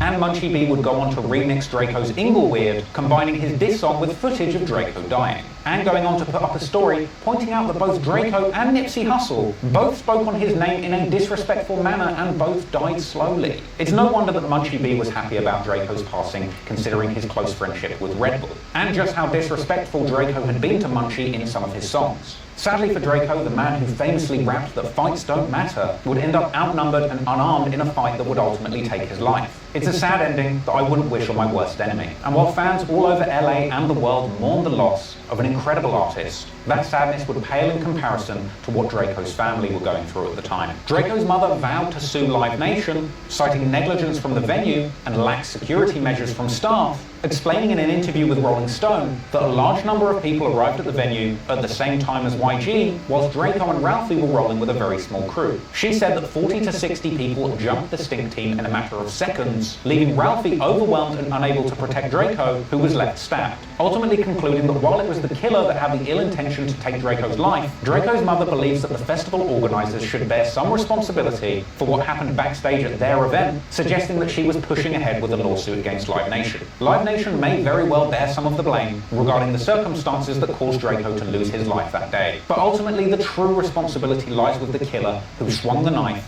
and inflicted a fatal blow on Drakeo's neck during that fight. Following the announcement of Drakeo's death, the police apparently had 0 suspects, but that doesn't mean that the streets weren't talking, as Drakeo and Stink Team affiliate K7 would go live to the world saying that he believed that YG and his crew were responsible for Drakeo's death and blaming his security for providing the murder weapon. I'm speaking facts, bro. YG is real life bitch. Bro, I'm so mad, bro. My mama, bro. YG did some whole shit, bro. And if I see come, I'ma slap the shit up. We fighting big ass security. You got those security guards fighting. Come on, bro, that shit ain't cool, bro. On my mama, bro. Got the big ass ball security guards snuck in, knives, all type of weird shit. Let come 70 thing, but only told us we could bring 15 people, bro. That don't make no sense, bro. You only told us we can bring 15 people, but let bring 100 more people, bro. YG can't perform in LA no more, bro. Hey, bro, YG a real bitch, cuz. He knew Drakeo was gonna take this spot, cuz really set the whole shit up, bro. This shit was set up from the start, bro. Bro, he ready for war, bro. YG can't perform in LA no more. So, you know what I'm saying? Came in, as soon as he came, it went bad, basically. Like, know what they was doing, bro. Ultimately, at this time, it's unclear exactly who was responsible for Drakeo the Ruler's murder. His death was a huge loss for the LA music scene. His unique style and outspoken personality made him one of the most impactful artists to come out of the city over the last decade. But the real truth is that Drakeo was moving reckless and risking his life with his zero fucks given attitude to the LA gang scene. He maintained his innocence for around 3 years during the Red Bull case, fighting the death penalty in earnest. An innocent man being persecuted for his associations and mere friendships with the real killer. The fans rallied behind Drakeo, and ultimately, after a long wait, justice prevailed. Which in a way makes it so much more disappointing that after beating that case, he would come out and act so recklessly, using his music to prod and mock the surviving friends of the murdered man. Drakeo was competitive to a fault. It seems that he was unable to let anybody else in his city shine because he was just too focused on beefing his ops to the bitter end. And when Drakeo decided to wage war on the entire city of Inglewood, it was really hard to see any outcome other than him getting hurt or killed. Drakeo sounded invincible when he rapped, but the reality is, Anybody can get caught slipping if they let their guard down. And in the case of Drakeo the Ruler, when that day came, he went out fighting and standing on everything he said, going down as a legend of the rap game who truly lived and died by every word he said on the beat. Rest in peace, Drakeo the Ruler, and I hope you enjoyed that video. Thanks so much for watching, guys. Make sure that you like, comment, and subscribe. Shout out to Cormac for helping me put this video together. Shout out to my editor, Camille. Gang, Trap More team, we're out here, baby. Make sure that you subscribe to the second channel, Trap More Ross. Make sure you... I gotta be careful out there, man. I know I didn't really react too much to that, guys, but, I really fucked with Drakeo, and I listened to him back when he was starting up. So it's like, I didn't understand why he just like fucking, like I don't really understand for what reasons, like to do that, like they're suing the Live Nation for like his family, they're suing him for $60 million. So it's, I mean, I would have never imagined, especially at that time, which was not even that long ago, literally just like a couple months ago, he was #1. YG still hasn't had shit.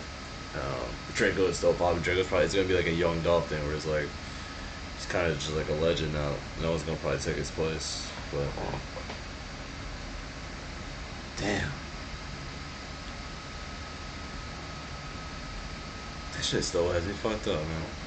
Hey, Tyler the Gamer, I fuck with you, my guy. Appreciate you.